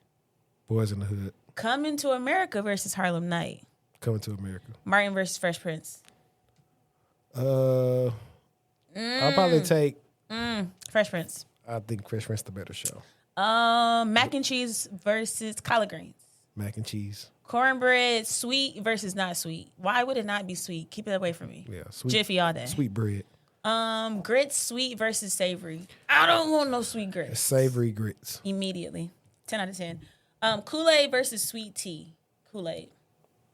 What type of sweet tea? That doesn't matter. It's I'm disgusting. going sweet tea. Absolutely I not. grew up loving Kool-Aid, but I'm going sweet tea. Peach cobbler versus sweet potato pie. Apple pie. That was not an option. Okay, spades versus Uno. Uno. And cookout versus brunch. Cookout all day. Because, every time I play spades like once or twice, and every time you ask a black person, can they teach you how to play spades? You don't know how to play spades? They gonna make a fool of you. Mr. Tech Disciple. What's up?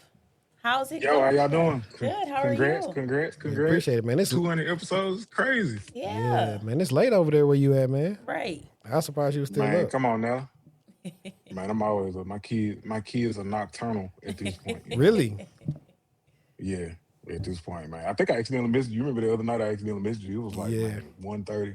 Me. I'm mostly, bro. Me all day, every day. No lie, I'm mostly up at least till 2 or 3 almost every night. Same. Because I work a mid shift, so I'm mostly up. As long as you making it up with the back end sleep, but most times usually if I go to bed at like 2:30, 3, I got to get back up at like 7 and prep for like a meeting at That's what I'm 8. saying. I don't be making the back end because a lot of them days I got to go take the kids to like an appointment or something. So like, I ain't gonna lie, like Thursday we had an eventful day. I was supposed to go, where are we supposed to go first? Oh, we're supposed to go get the cameras, come here, and then I took them to We Rock the Spectrum. Man, after driving for about 15 minutes, Josh was asleep. I was like, man, I'm getting a little sleepy. I pulled over to Target, took me about a 20-minute nap, and then we went on to get the cameras, and then Chick-fil-A, and then went and played and came back to the crib. I'm like, I'm good for a car nap. I'm good for a nap anywhere. I don't care. Even a 20-minuter. I prefer a 2 to 3 hour one, but 20 minutes can get the job done. Back in the day, when I had to go into the office, Turn that car on, let the seat back. And I would, when I was in the office too, I would go to, if I was tired, I would go to my car for lunch and take a nap. I mean, heat on, blanket on, full seat, all the way, recline back, knocked out. Now, when I worked in Frisco, I stayed like 5 minutes away from the office. I used to just go to the crib. Take a nap. I've done that. Or eat. Eat for sure. Play the game, watch TV, anything. So I had a good one for Bryson. I saw it on X. And it was, let me see, where is it? If you work in a big tech company, you work in tech. Oh, you asking these questions? This was a big tech statement. Company? No, that's not true. Yeah, because it was like, Beast was like, that's like a janitor working at Amazon talking about, I work in tech, but I'm a janitor. Yeah, no. Or like, you never seen a janitor who work at a hospital say, I'm in healthcare. Yeah, I mean, I don't know. It's kind of like there's a theory as well, or something similar. I think it might have been on Twitter or Threads one, where somebody was like, "Yo, I'm in IT at Delta. Does that mean I'm in aviation?" I'm like, "That's a good point. That's a good point." Yeah, you're in aviation. You work IT in the aviation industry. Exactly. Yeah.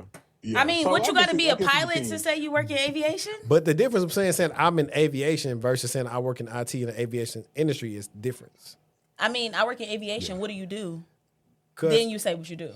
But like, don't say I work in aviation and be like, I'm a recruiter. But no hate to the recruiters. Don't though. come to the recruiters. No They're gonna hate. get you. I know they finna eat me up for Recruiters that. gonna get you. I think that I feel like recruiters. Okay, feel but like hear me recruiters out can say they though. work in I tech. feel like you can be a recruiter and you can be technical. So I don't. It's no hate. I get it in certain instances. I work with But some I've- technical recruiters. But exactly. And they are technical and they do know what They they're did, looking but they was for. doing it for a while, so they knew exactly what Exactly. tools or what to say. Yeah. So it really depends. But I mean, like remember the guy on Threads talking about some, if you ain't a software engineer or doing this, you not a tech person. I'm like, bro, what are y'all talking about? Yeah, that was crazy. I'm like, bro, if you're technical, you're technical. Like you could be a person that's in data analytics, be super technical with like SQL and Tableau and Power BI, and you know how to manipulate data. You're technical. You're a technical person. Yeah, because that ain't average. But it was, I don't know, because you got to think about it. The rise of the pandemic had everybody saying they was in tech.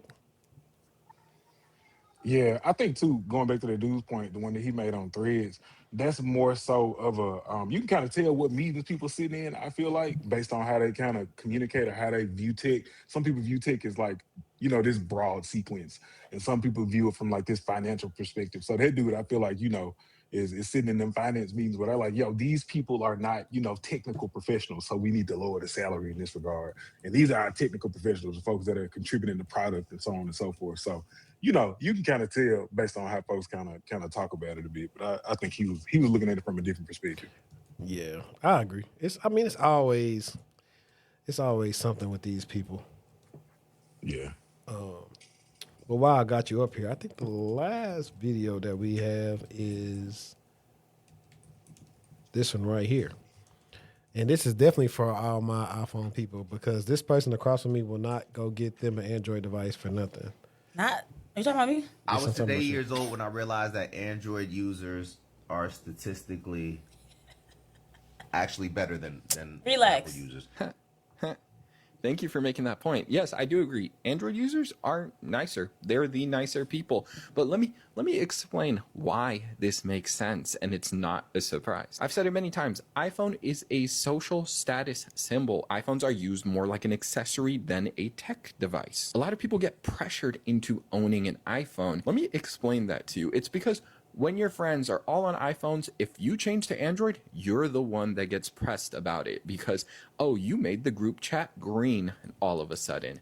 So it's a lot of pressure that comes from that side. A lot of worry that comes from switching out of iPhone. So you're telling me the group of people who gets mad at you over a text bubble color is not the nicer set of people between Androids and iPhones? Can't say I'm not surprised. iPhone users tend to be the ones that are always the most worried about being judged, hence why they'll get an iPhone. I'm not saying all you iPhone users. I'm just saying the patterns I'm seeing from a lot of iPhone users and why they won't get an Android device. They're worried about getting judged. But you'll often realize as you go through life that the people who are worried about being judged are also the people who tend to do a lot of judging. So The math makes sense to me. iPhone users and Android users, who's the nicer between the two?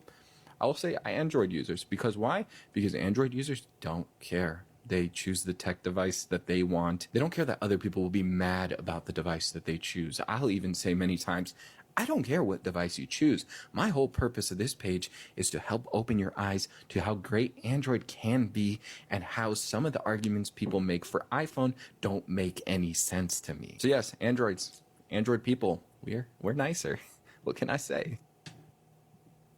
So you nicer to me. Absolutely. Man, go. I've never told somebody, hey, did you make the messages green? I know that was you back in the day. You know what? Not too much on me. And my iPhones.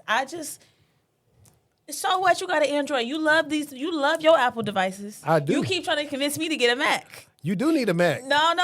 So you like Apple. Yeah, but that don't got to do it. That's Windows. That's a Windows issue. Oh my goodness.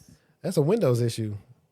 Bryce, what do you have? Bryce, what do you have? Android and Mac OS run on similar stuff. Thank you, Bryce. Malik, what you got? Yeah.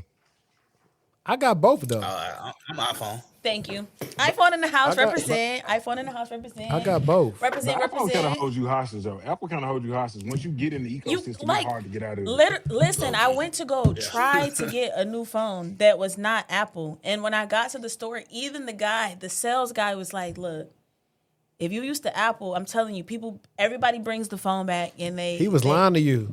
How you gonna tell me? That's his story. Okay, so I have a Google Pixel. Matter of fact, I got the 9. If I had the 10, I'd be able to airdrop to iPhones. And I think this update's come to my phone. This phone, if you left iPhone and you want an Android that was an iPhone, this is what I would tell you to get because it's simple.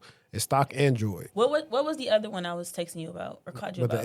Like Samsung? Yeah. Was it the Samsung? Probably yeah. so. Samsung got their own OS over Android, so it make it slightly different, but it's enjoyable. It don't get the updates as fast as Android do. So. I was almost convinced until he made that comment and said people be bringing the phone back, and I was just like, I don't want to be stuck with this. Because I knew you was gonna tell me to get it. It's like I don't want to be stuck with this phone for 2 years and I don't like it. But why? Think you should ask this. Well, he ain't took his phone back yet.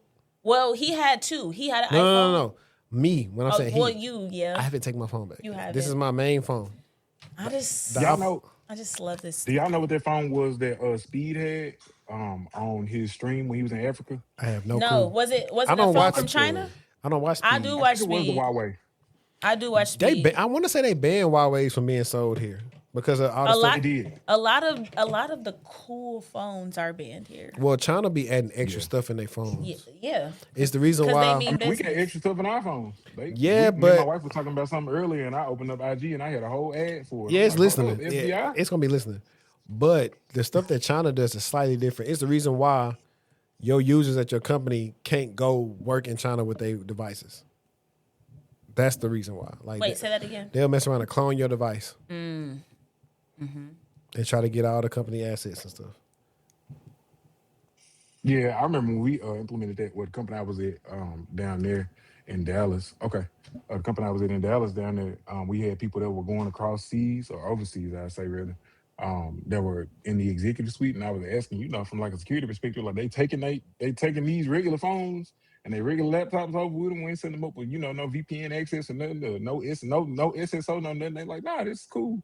And our CTO came back and man, his email was hacked, his personal email was hacked, his address was cloned everywhere, his phone was like clicking when he was talking on it. I'm like, yeah, they got you good. So we eventually need to get you another being the IT director exposed episode, just because. Bro, listen, I got more stories. I know you be holding back. I know you be holding back. I'm like, hey, yeah, man. But nah, she need to give it up because not too much. She got the new one. She got the orange one. The 17, 18. And I do. Oh yeah, you good? Yeah. And you have to think about it. I came from a 14 to this, so like magic. Oh, yeah, she should have got this right here. Magic. These pictures on here so good. The camera is what almost had me sold. I'm not gonna lie. The camera is what almost had me sold. But then I was just like, 2 years is a long time to hate something. This pixel is fire, bro. This picture is fire. I just snapped the picture. I've heard good things about the pixel. Yeah, I had the first OG pixel. Like I've had 3 pixels. So I rock with Pixels heavy. But I also had some Samsung joints. Me personally, if HTC ever can come back, it's gonna shake the game up. Microsoft, I saw, man, I think it was a rumor. It was on TikTok, and I sound like an old person pulling up, stuff from social media and believing it. But I saw somebody were talking about the, you remember the Microsoft phone with the tiles and all that? They were talking about moving that Windows phone software over.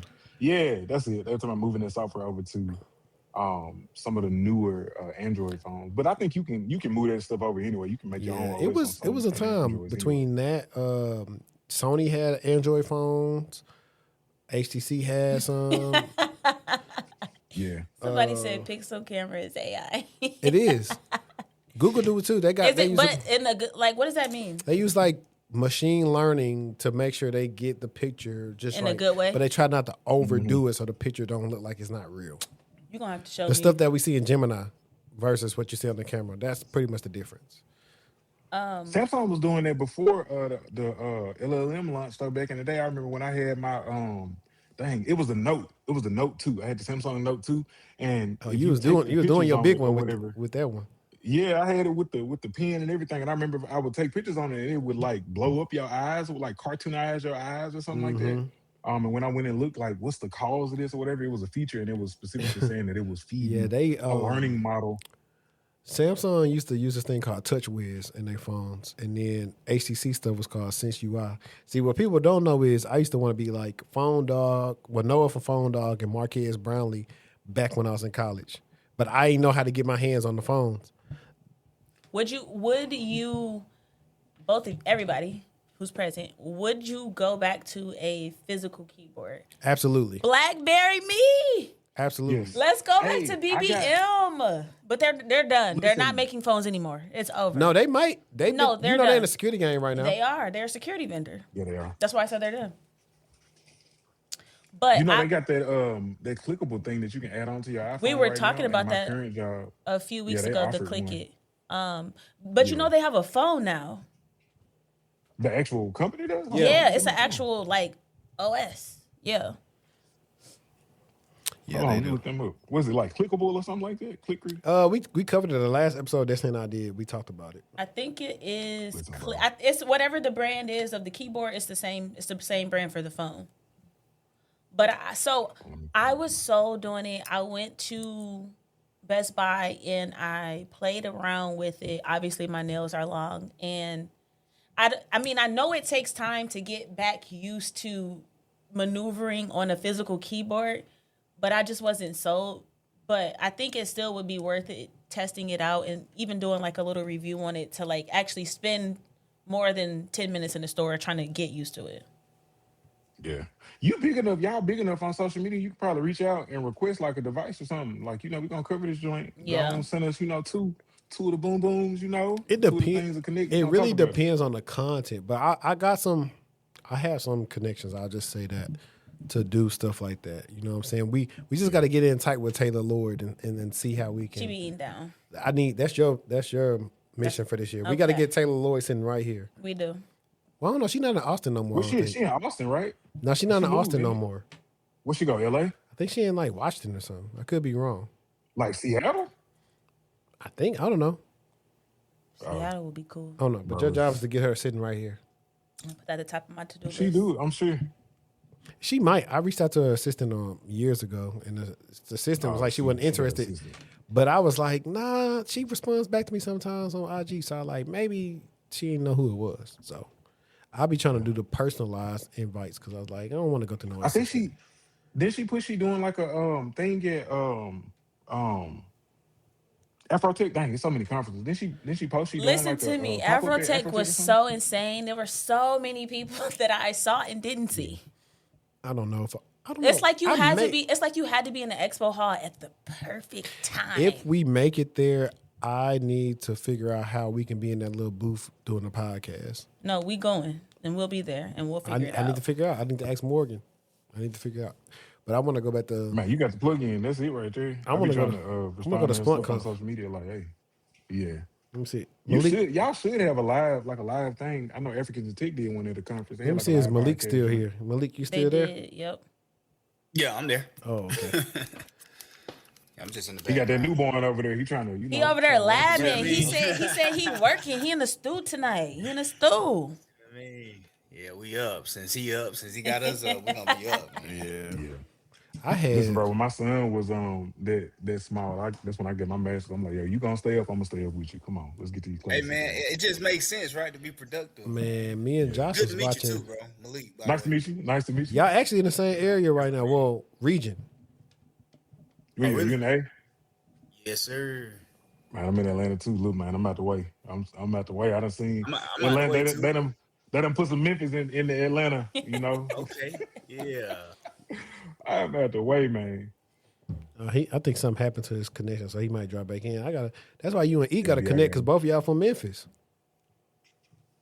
Oh, he from Memphis too? Yeah, E from Memphis. Listen, bro. I just recently started telling folks I'm from Memphis. Let me get my wife stuff at the background. I just recently started telling folks because my wife was like, "Why you saying you from Mississippi?" I'm like, "Man, it's a connotation that comes along with telling folks you from Memphis." You know, they started scooting away from me and going on. You know. That boy from wherever Ray and Claude was at Camp 8. That's where he from. What was that? That was in Alabama, right? Nah, that was in Mississippi. Oh yeah, no, man, look, bro. You get to drive. Well, you from Louisiana? Y'all got more chain gang history than any state. Yeah, but I like Mississippi though. Mississippi, the one place you don't even want to drive in there at night. Why? It's It depends on where you at in Mississippi. It depends where you at in Louisiana. It's certain places in that mid part of Louisiana, them small towns. You better not run down no gas. Think no. Yeah. Yeah. It's 2026 and you better not run down no gas. It's like that in Memphis now, but I feel like we got less sundown. I feel like sundown towns are only empowered by fear at this point. You know, I don't know if that's what you speaking to, but like if you pull up and you ain't concerned about it, you know, they gonna be like, all right, let's leave this one. You know what I'm saying? But Absolutely. I don't know. Louisiana different. I believe in not taking no chances. I'm with you. Yeah, I feel that. Do you know a man by the name of Spanky Johnson? Spanky Johnson? No, I don't believe I know that name. Let me see. Yeah. If we got Yeah, time. I feel you.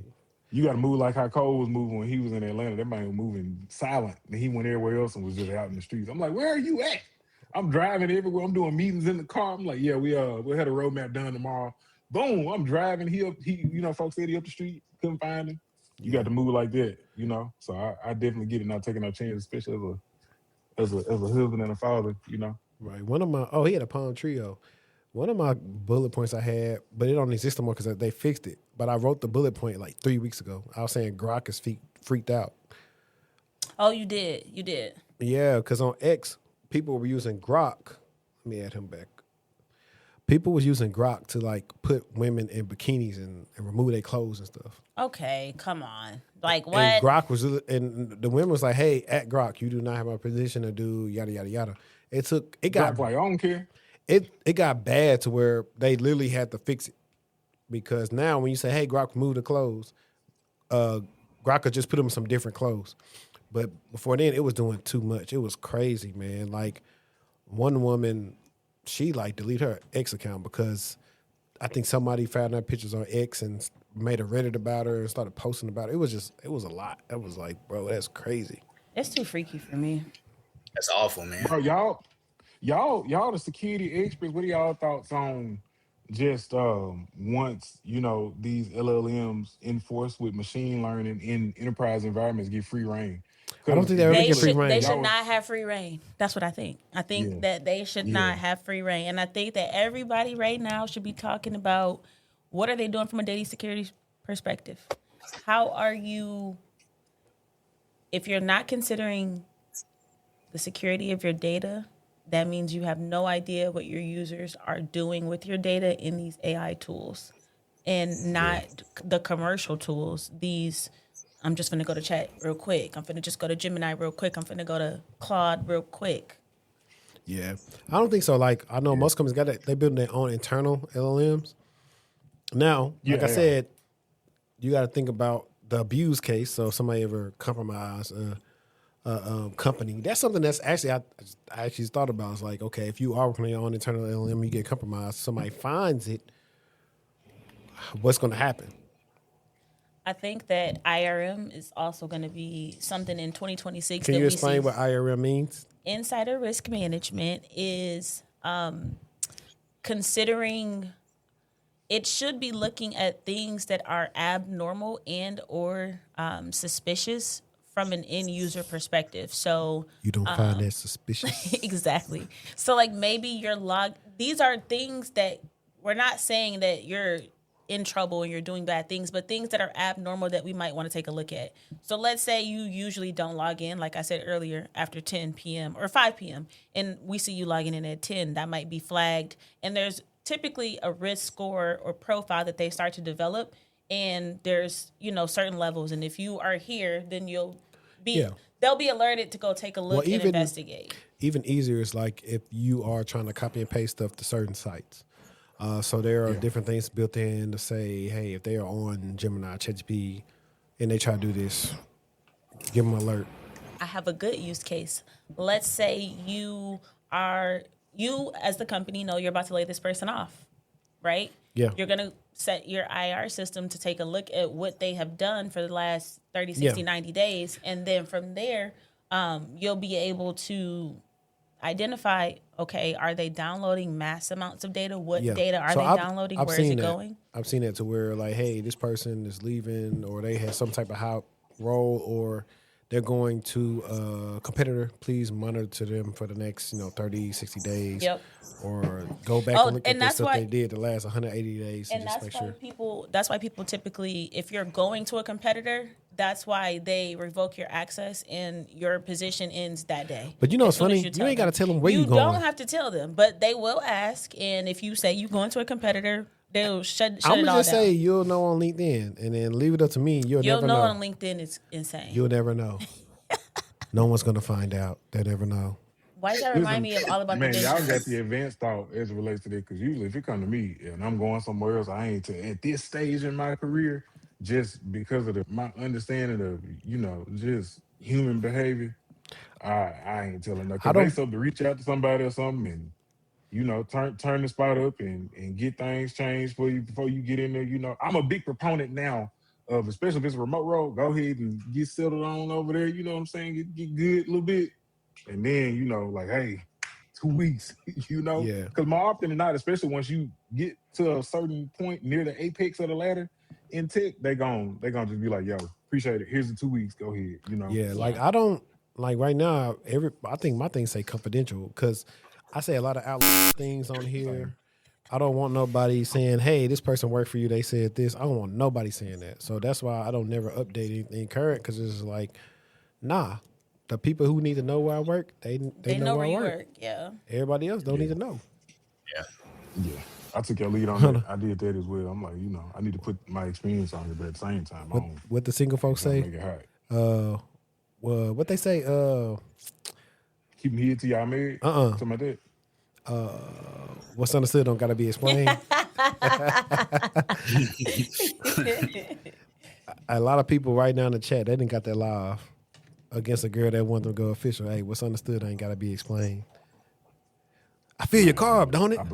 I get your oil change, don't it? I got you some new tires, didn't it? What Jody say about that Honda? Man, I put them rims on there. I put them rims on. Man, that's my car. Hey, Jody was trifling, bro. He had her walking in her car that she was paying for. He was insane. Yeah, when he thought the car was stolen is one of my favorite scenes in the movie. Because he was panicking so bad and he had to call her and say, I think somebody stole it. I think it still got the GPS on it. You still got the GPS on it? We gonna find it. I got the car. I stole my car, Jody. What's your favorite line from Baby Boy? You ain't gonna do squat. Guns and butter. You ain't gonna do so squat, he guns Jody. and butter. What yours is, Malik? My favorite line from Baby Boy? Yeah. He had to think about it. That means he don't watch it all the time. He ain't watched it too much. I don't watch it all the time, but probably when Rodney was on the phone. And he said, I know this ain't the Jody. This ain't little Jody. I want a block put on the phone. I know this ain't Jody that can't My handle girl his ain't feeling you. responsibilities I as ain't a feeling man. you. So what you do sit on the phone telling this man all my business? Woo, woo, woo. He was hot. I think my But he did eat him up, though. For a man that was in jail, he ate Jody right on up. That's my favorite play. Mine is nigga, I'm Looney Tune. So do something. Man, help, I got jumped Buy some little nigga. Baby, give my gun. Yeah. Oh, I do like when he was like, I thought I got shot. Man, gone. Get out my face. Who y'all got, John Singleton or Spike Lee, best black director? Ooh, I'm Spike Lee. I'm gonna go with Spike Lee too. I'm gonna go with Spike More Lee range. too. I'm gonna go with Spike Lee too. Y'all But just giving it because of Malcolm X. Nah. no, I actually like Nola Darling. I've been saying this. Nola Darling was so good. School Days, Crooklyn. He didn't do a lot of stuff. He got more range. I'm talking about the new Nola Darling. I like the way that did you see? If you like new Nola Darling, you would like her in Three Women. Where's that at? On Stars. I'm gonna put that in there. Don't worry You about would it. like that. Yeah. I like the way that he good. told this. I don't know what style of film that was, but like all of the music, the way he highlighted whoever it was, the music was playing, the story. Like I just loved the art. It was very New York. I feel like everything he does is very New York. Yeah, it was cool. Like now the difference is now somebody. I'm not gonna mad if somebody say I picked John Singleton because he did a TV series with Snowfall. I'm not gonna be mad if you say that. I'm gonna look it up and see what he done. What he a part of. I gotta jump y'all. My daughter yelling my name. Yeah, I feel that, man. We finna jump off here in a second anyway. Thanks for joining. Have a wonderful Appreciate weekend. you. I appreciate y'all. Congrats again, man. Let me know when you down here. You know we can get up, get a good drink. I was just talking to Davin about that, so I definitely plan to come down there and do some content. Hopefully, probably mail part of the year. Hopefully, I'll let you know for sure. Yeah, God willing, I'm still down here. You know, if not, I'll be back up there in DTX. Say less. Send me something. Period. All right, man. All right. Congrats, y'all. See y'all. Oh, he actually ate down. Boys in the Hood, Poetic Justice. Yeah, he Baby had. Boy, Shaft, Higher Learning. I ain't know. No, he not higher learning. He will be Poetic He Justice. said he though. was the director and writer. Of higher learning. You right. I'm thinking. Yeah, he was higher learning. He wasn't School Days. Yeah, but the higher learning is a little bit different. But most of them, Poetic Justice and higher learning are kind of different. They are. But Boys in the Hood is it's similar to It's Frank so the Saint. heavy. God is so Teach a heavy. man how to squabble next time. Like I'm okay. I don't even got to do it. Yeah, man. Let me see what it is. It was getting late. You know what I'm saying? It's like 12:30 there in the East Coast. We're gonna let everybody go to sleep. Go to night. I do appreciate everybody that tuned in. I had a blast. We will be going live much more often. It won't always be this late. Once everything gets situated with schedules and stuff, expect us to go live by like 6 to 7 or something like that, like where people just sitting down and they ain't holding their eyes open to watch the show. But I appreciate everybody that came through and tuned in. Y'all much appreciated. If you come back to the watch back, hit the like button, share it out. That's the easiest way to support the show. And then if you see the chat when you come back, you can click on the PayPal and send us something. And I'll remember to shout you out the next time when we drop an episode.